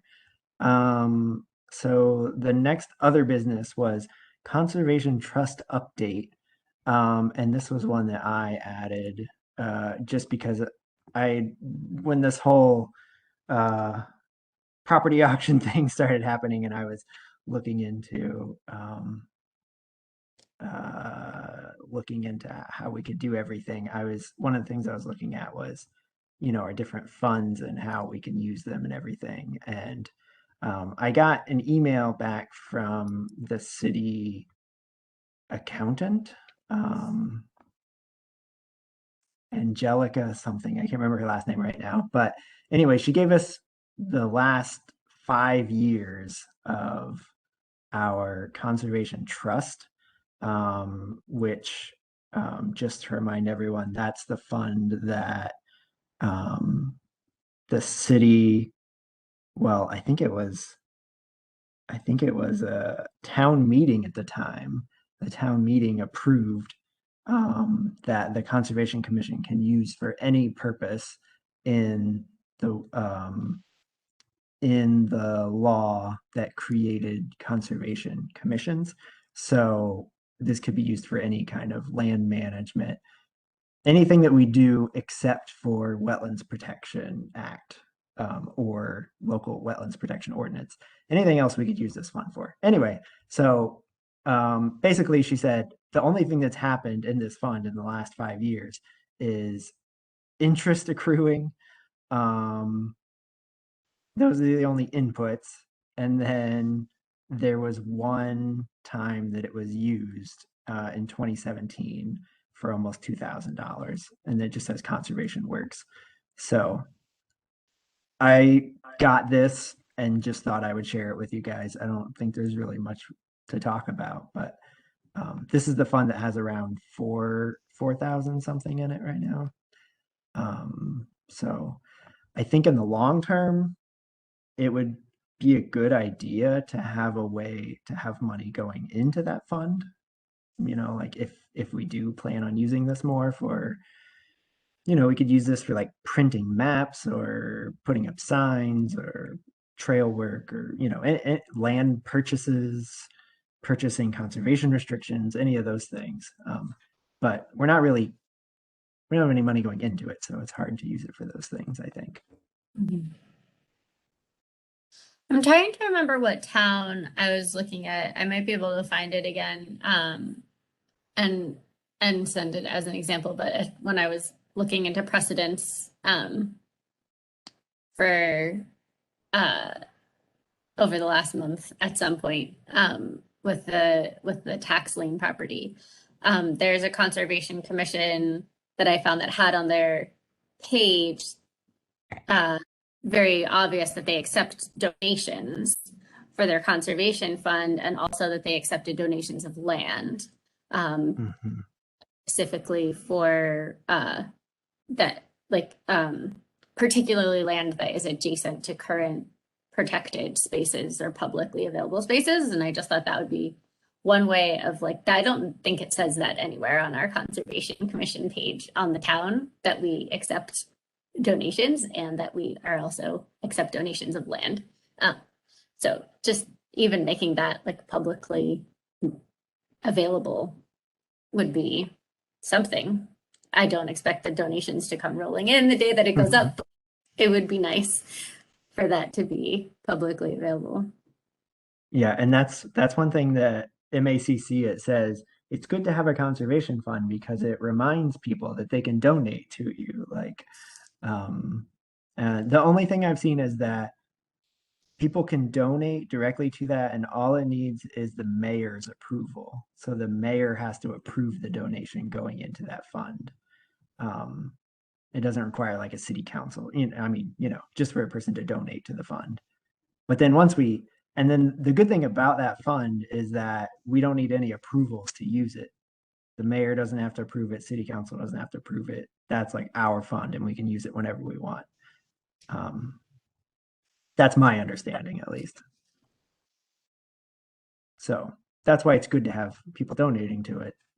I mean, we can only use it for the things that, we that are listed in the Conservation Commission Act. But yeah. So anyway, I can move on to the. Oh, go ahead. Well, no, I was just gonna say it sounds good to have that blurb on our site somewhere, and also elaborating on, where it goes after the fact, or what it could be used for. It does say in our little blurb online that the commission is responsible for wetlands permitting, accepting gifts of land or money for conservation purposes, acquiring grant money for town acquisition of open space, advising other town boards on environmental concerns. So I guess it is buried in a paragraph, technically. But I was just struck by this other town, how it was just kind of like top and like very easy to come across. And Donate now button. Yeah. We get our own, yeah, it's like we get a Venmo or PayPal link. Yeah, to our you PayPal account. can button. donate us. Yeah, how do I do that? You know, contact us.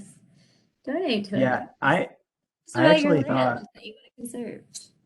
yeah, and I actually thought like with the whole Stone Ridge Lane thing happening, like maybe a little bit after that, we could have like a press release or something like that, just saying like, I mean, it doesn't even have to reference Stone Ridge Lane, but just saying like, oh, your Conservation Commission like wants to remind you that, if you're interested in preserving any of your land, like there are these options, like you can have conservation restrictions, you could donate it to the Conservation Commission, the city could buy it from you. I mean, not that we could guarantee all these things would happen, or you could donate money to us to help us preserve land, like could be You like could a just pitch. donate the easement.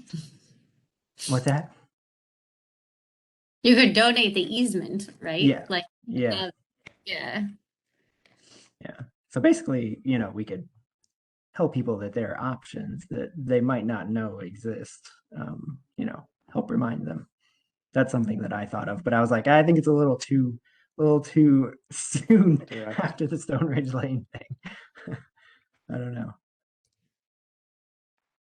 People Probably. might tie them together too much. Probably not a bad, while our name is out there in the Mhm. media, probably not a bad time. Since we Yeah, had I like don't think anything's 5 stopping us. headlines.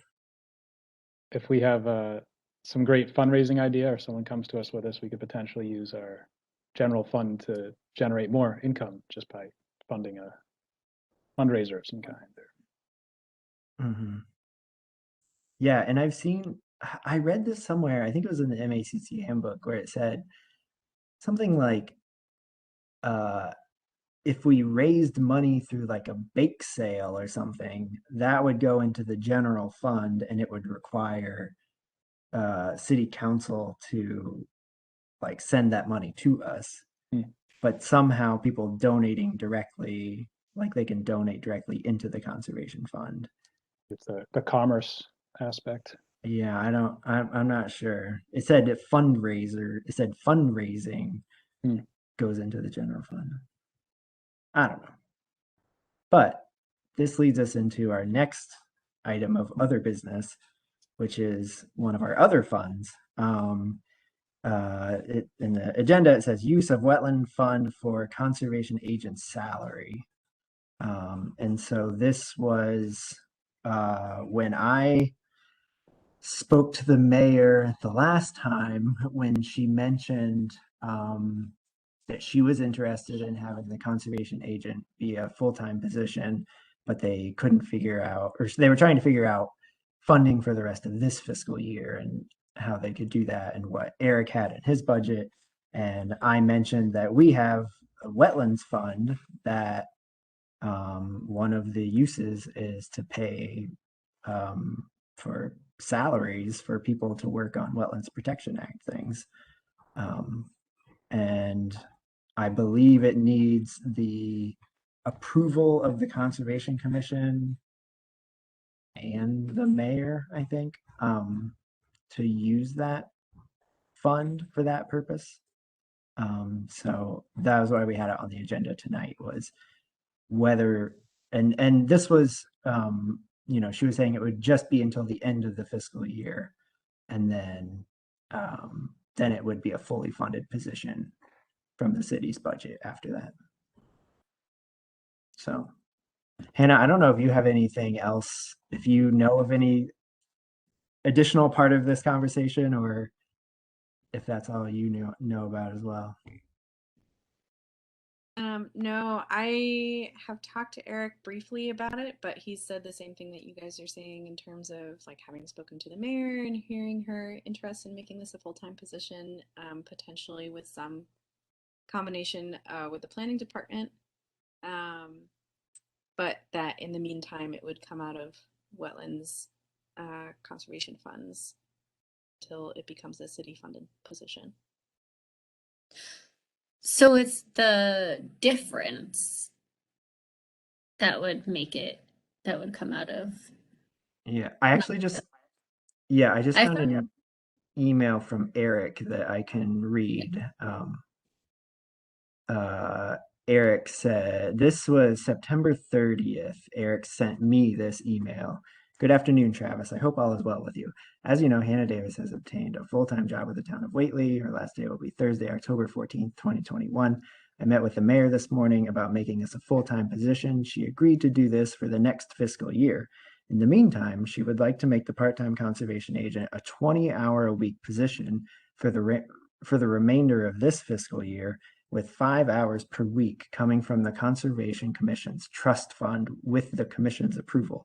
And I clarified with him, and by trust fund, he actually meant the wetlands fund, not the trust fund that we just talked about. He said there's currently about $44,500 in this fund. The amount needed for the remainder of this fiscal year from the fund would be $4,244.90. A 20-hour per week agent would receive prorated benefits. Is this something the commission would support? So that would take our fund from about 44,000 to 40,000.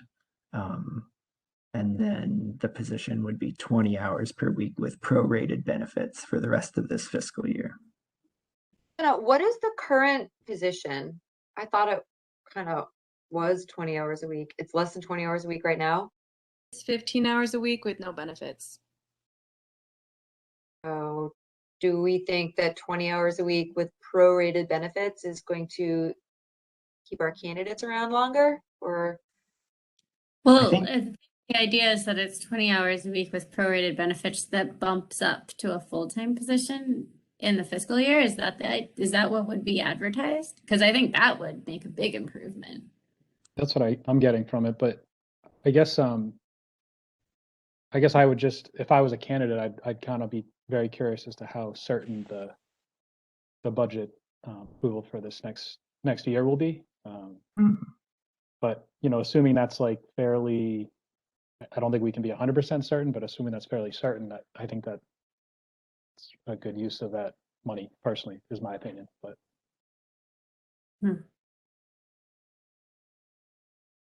yeah, and basically I told Eric that we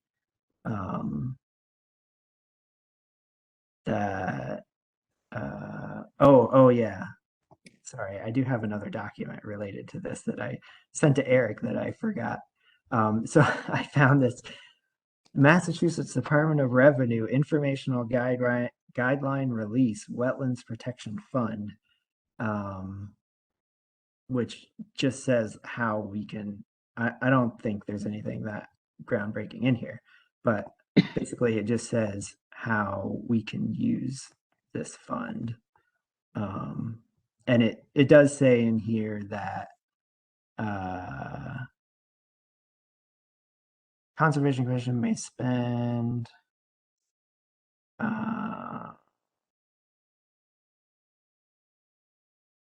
allowable expenditures. Any expenditure directly related to the administration and enforcement of the Wetlands Protection Act may be paid from the revolving fund. Administrative or clerical expenses associated with processing notices of intent or regulatory decisions. Somewhere in here it says, is where I got the language commission approval.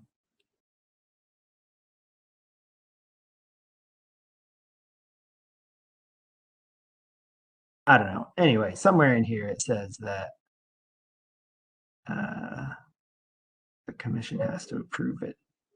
I can upload this document to the drive. I forgot that I had emailed that to Eric.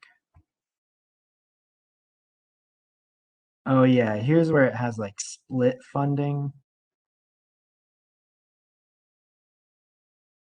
Communities may elect to appropriate only that portion of the employee's salary is not payable from the revolving fund. In that case, however, the positions would not be considered funded for the fiscal year. Well, it does say that right above there, it says the commission may agree by vote to a specific offset amount. Ah, okay, yeah. Yeah, and I think that's what this one is. This one would be an offset. It's an offset. Yeah. You can spend, Hannah, is it going to be possible to, is it spend an average, a minimum of 5 hours a week on strictly wetlands filing related activities? Without a doubt, yeah. That's the legal technicality here. Yeah, so it says, this is what I quoted to Eric. I quoted from that document and I said that we can offset the Conservation Commission's, the conservation agent budget, quote, with the approval of the Conservation Commission and the mayor. So I think we would just have to vote on approving the use of that fund for, I mean, I guess we could, he gave us that specific amount. $4,244.90. Sounds specific enough to vote on. Or do we want to like vote on the funding 5 hours a week? I don't know. I don't want to, if something with the math is wrong and then it's actually like $246, I don't really want to vote again. Yeah. I'm wondering if we could just be like up to $4,500 or like 5 hours, the additional 5 hours a week in order to make the position a total of 20 hours for the rest of the fiscal year. Sounds reasonable. Okay, I'm gonna motion to approve the use of the general, what is it called? It's called the Wetlands Fund. Wetlands Fund, yeah. To raise, to offset the 5 hour difference for a 20-hour a week position for the remainder of this fiscal year. I'll second that. Right. Any further discussion on that? Anyone abstaining? Oh, anyone opposing? How about that one first? Anyone abstaining? Okay, that passes unanimously. 4-0. I don't know if there's anything else that we can do, Kristen. Let's like to try and help make sure that that bumps up to full time. I don't see like there's anything else besides this that we can really do right now. Makes sense. I mean, all of our filing fees go to pay the salary of our wetlands agent. So it makes sense to me. I see no issue with it whatsoever. No, I'm just saying like I mean I guess now that I'm thinking about it after having motioned in all of that like we could approve them like 25 hours instead of 5 to make it full time, but like I don't know like if that wasn't really being proposed to us, if they would then, if there's an issue with the town like not being able to get the benefits together for a full-time position or something like that. I don't know. We could tell Eric that we've approved the 5 hours and then ask whether he thinks that if the city really is going to be able to guarantee a full-time position, that we would consider approving the funds necessary to make it a full-time position starting now, if he gave us that number.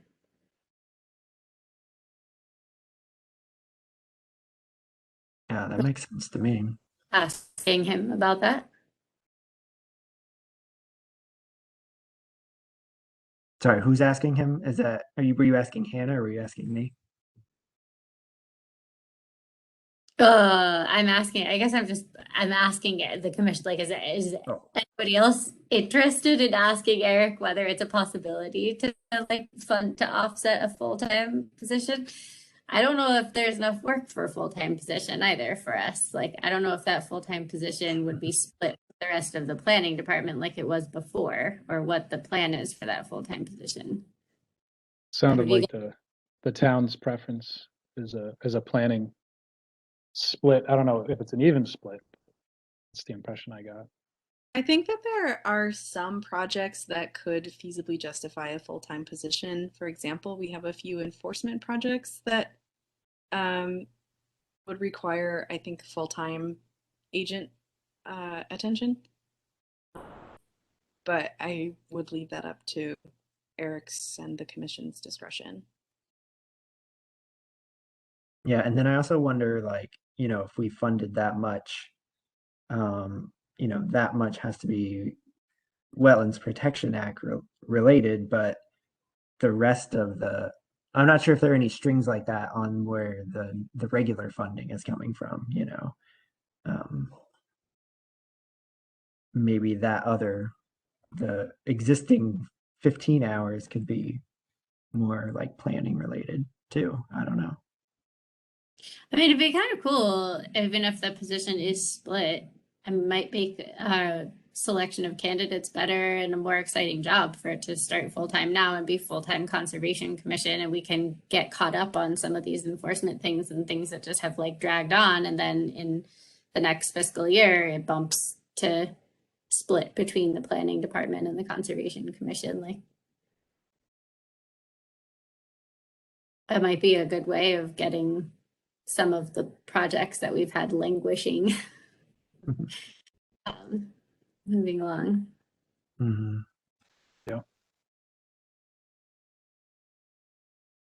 I did go ahead. As I say, a quick calculation that's probably very wrong, but it looked like potentially like around like 20,000 instead, if it was to fund the full time. I got 17 something, but could be very wrong. Yeah, and I guess I wonder about, as Rachel was saying, with the benefits, like, I don't know if we could fund the benefits, like, because it'd be like more. I don't think we want to fund the benefits because they're putting the benefits on the 20-hour week, which sounds right. They're gonna have to pick those benefits anyway. I guess, I mean, if no one else is volunteering, I can reach out to Eric and just ask, what, if that would even be a possibility, to have the person start full time, and I don't know. Or 35 hours. I don't know what. Let's get the. Oh, go ahead. Go ahead, Fletcher. I was just going to say, let's get the planning department side of it. He's probably got his eye on a few projects himself. So. Yeah, I know that's what, originally when I talked to the mayor, and she was saying that she was going to ask Eric about like how much money he had left in his budget to do this like offset or whatever. But I don't know if he does. I don't really know what she means by that. Well, I do think though that like if the money to offset a full-time position was entirely coming from the wetlands fund, then the agent should be doing wetlands work for all of that time and working for us. So I don't think it's not a matter, if we're funding that much of the position, there aren't any other planning responsibilities for that person for as long as we're funding the offset entirely. It would just be a matter of the next fiscal year. What's the plan starting the next fiscal year? I guess I thought Fletcher was asking if Eric would have money to put up as part, like to add to what we were putting up for like more planning stuff too. No, but that's a. Oh, I thought he was just talking about responsibilities, not money. I see. I misunderstood. Okay, well, it sounds like we're pretty much in agreement on that then. We voted, we had our motion, we voted. I'll reach out to Eric on that one. Oh yeah, next on our agenda is Temple Woods conservation status. So I don't know if you guys remember, but we sent a letter to the mayor asking her to direct the city's legal counsel to look into the whole Temple Woods, like, is it conservation land? Can we enforce conservation land regulations there? All that stuff. So I think what happened is once we got the mayor's attention with Stone Ridge Lane, then she started paying attention to that letter as well. And so she just sent that to the attorney. I was trying to find the date that happened.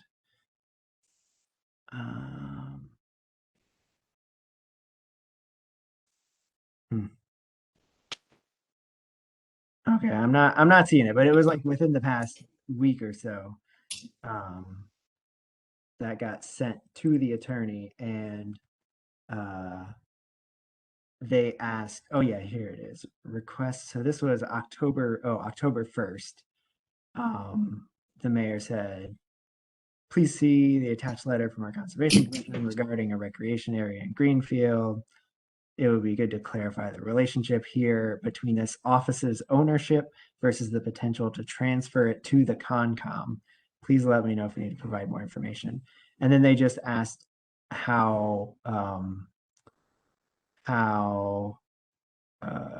what's the timeline for getting a response? And the mayor said it has moderate urgency. If you could get a response by November 1st, that would be great. And they said, I'm sure we can get an answer by that deadline. So by November 1st, I guess we're supposed to find out what the lawyers think about the conservation land status of Temple Woods. That's my update. And I got copied on all those emails. That's how I knew about that. But I didn't say anything. I just followed along. All right, I keep losing the agenda for this meeting. I have all these tabs open now. Stone Ridge Lane parcels update is next. I don't know if anyone has an update, but I have a little auctions one. tomorrow. Okay, go ahead. So I called the mayor as a citizen and just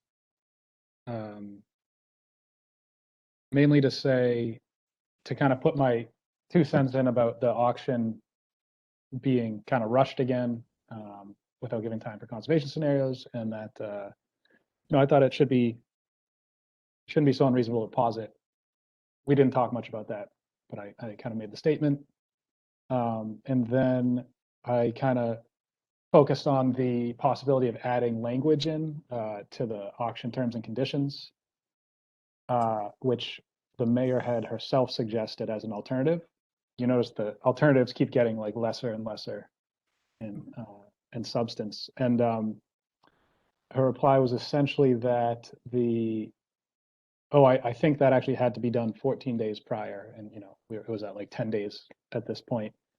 And I said, okay, great. And then I tried to push on, I think she then said, but, we'd really like to see, or like the person to be willing to work with us or something.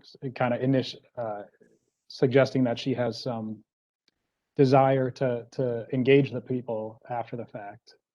And so then I just focused on that, and I was like, okay, well, I guess, is this something that I can follow up with you on, like that the town will make an effort to engage the person to talk about access to that trail and what it means and how the town can facilitate that. And she said, yep, that's fine, follow up with me. But so it just kind of diminished and diminished until we got to that point. But being a commission member, I didn't want to get too I didn't want to protest as much as I maybe normally would. I'm sure there's plenty of articles we could have, or letters we could have individually submitted to the newspaper to apply pressure.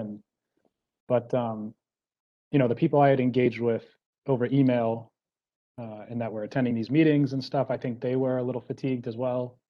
I think, anyway, that's my update.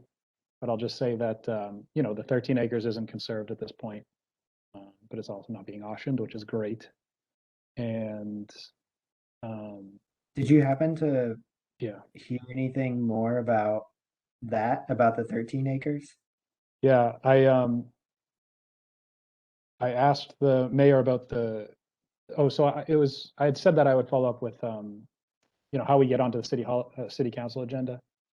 And when I called city council office, they basically said that, well, normally like you'd send an email to us or something, but for what you're talking about, I think it has to go through the mayor. I said, Mhm. okay. So I called the mayor, or I talked to the mayor that day, and she said, oh, I don't know, but she's like, you know, we want to know everything possible about that before we put it on the agenda. And right now I have a couple questions to our attorney about that. And then she alluded to something about like, said something about, yeah, potential issue because of how the deed is written or something. And I was like, what? What's that? And she's like, oh, I don't know. I just, you know, once the questions are answered, we can.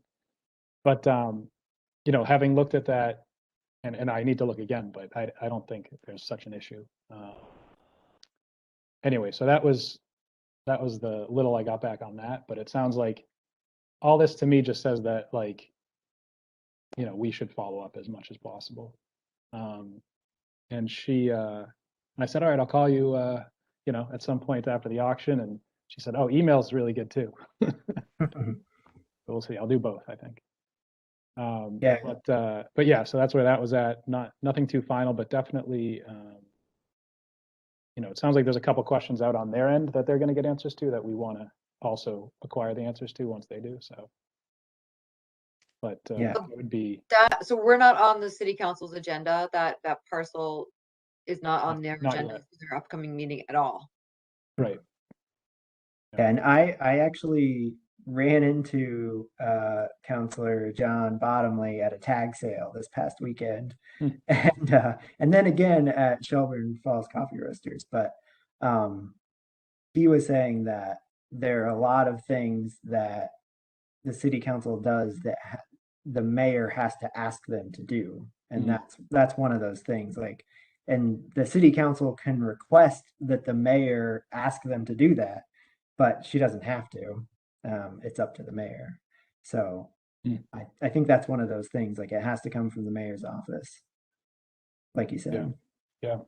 Makes I sense. had But a it's couple good to know thoughts city about council. that. I was wondering about following up with her on that, the actual transition, like actually putting it on the agenda. And she had, when I wrote her a letter, an email before the first auction date, trying to, you know, requesting her to postpone the auction the first time.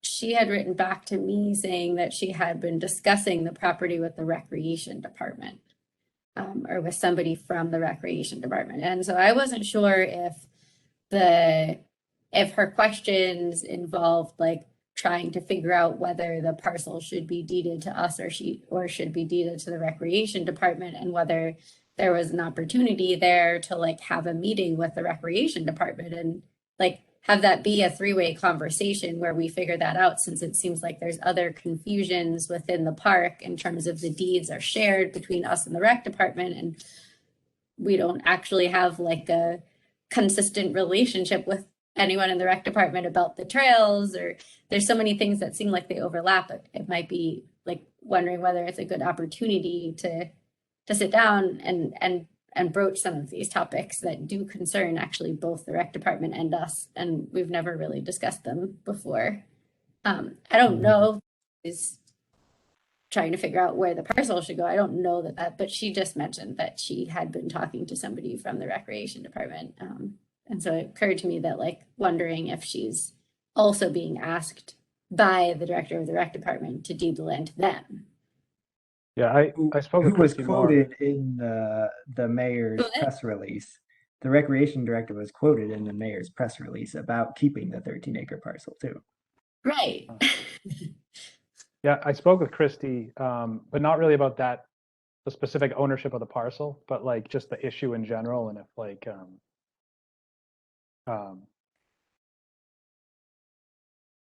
her like general wishes were to like she was envisioning keeping both parcels and like having a parking area potentially down there as like her ideal scenario. Again, we didn't talk about who would actually hold the parcels, but my thought is that like I wouldn't, I don't know, I don't want to speculate, but I don't feel like there would be pushback if it was more straightforward to deed it to us or something, or to put it under our care rather. But yeah, I don't know. We didn't really get into that part of it. That was one thought that I had, was like being, asking for a meeting with the mayor and Christy from the recreation department so that we could discuss it.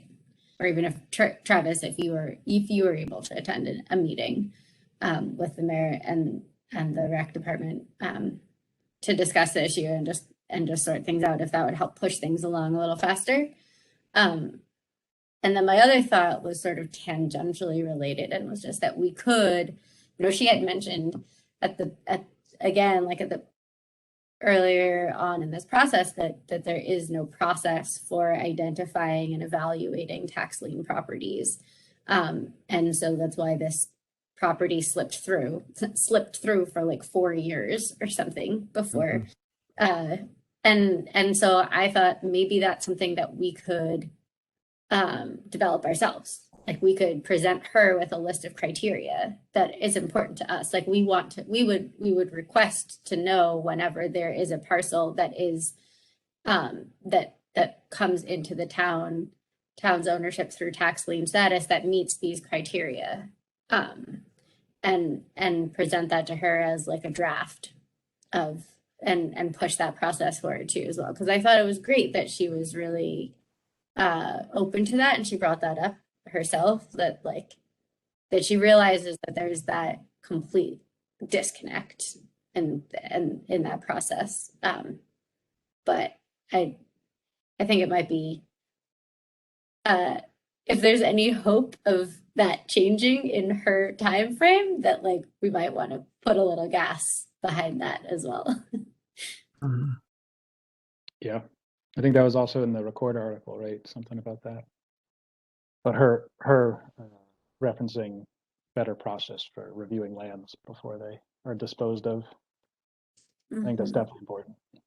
Yeah, and I actually I read in our minutes from that we approved today that she said that it would mainly be the treasurer coming up with that process, but that we would have input on it at some point. I think that's what's in our minutes that we just approved. Well, do we have to wait though? I think we could address our suggested criteria to the treasurer and the mayor. Yeah. No, I think that definitely makes sense, because I mean, I think the treasurer would be more like, that part of the process would be more like how to, like disseminate the information. And, I don't think the treasurer is going to be picking the criteria or anything. So yeah, I think that makes sense. So maybe our next meeting, we could talk about criteria that we want to see. Yeah. Okay.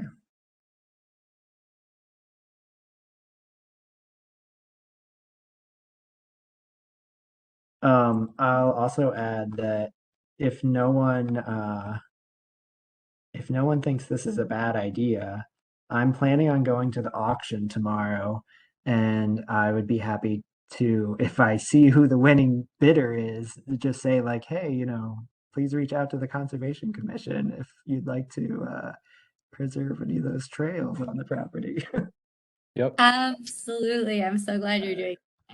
I was considering it, but I have site visits that take me out of town all day. So I'm feeling very conflicted about my work responsibilities and just able to attend the auction as an interested bystander. So I know, I feel like we've put so much time into this that it's like, I feel like I got to see it through, like Okay, Yeah, great. I Yeah. might Have see that you there. closure. I want to hear all the juicy details, Travis. Oh man, I gotta take a notepad, take notes. The mayor, when I Yeah. talked to her, also said that she wanted to attend and was like checking her schedule. So we might all be there. I just, depending on the floating meeting I have in the afternoon, I'm gonna hopefully make it. So Cool. Wish I was going to be around.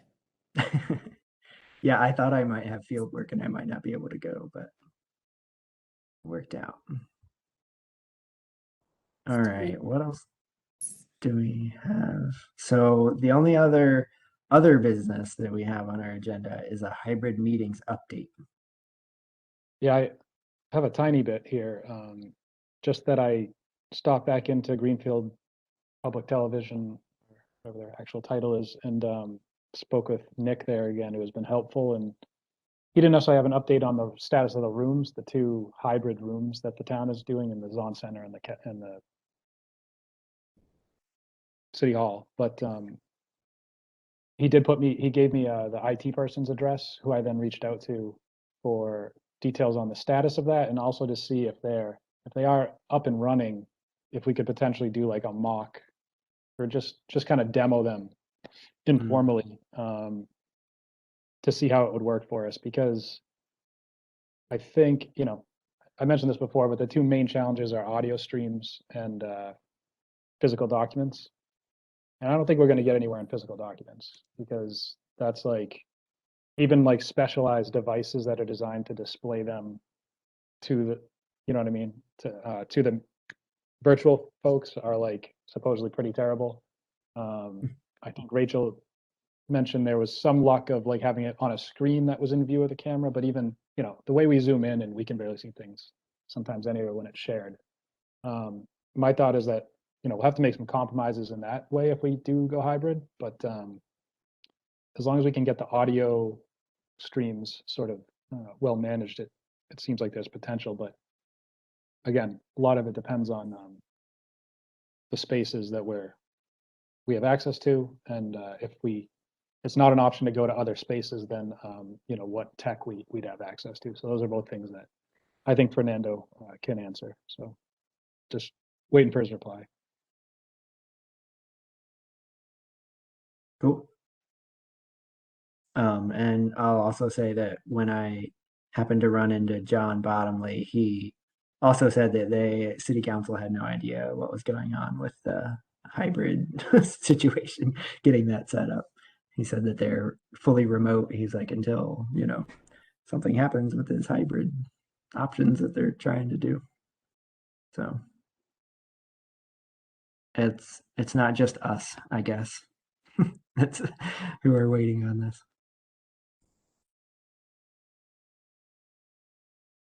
All right. Well, all we have left is project monitoring and site visit scheduling. Hannah, is there anything on that list to talk about? Yeah, there's only one update, and it's that the Franklin County Fairgrounds, the rear Linwood Street project, recently sent us a notification of groundbreaking this past Friday.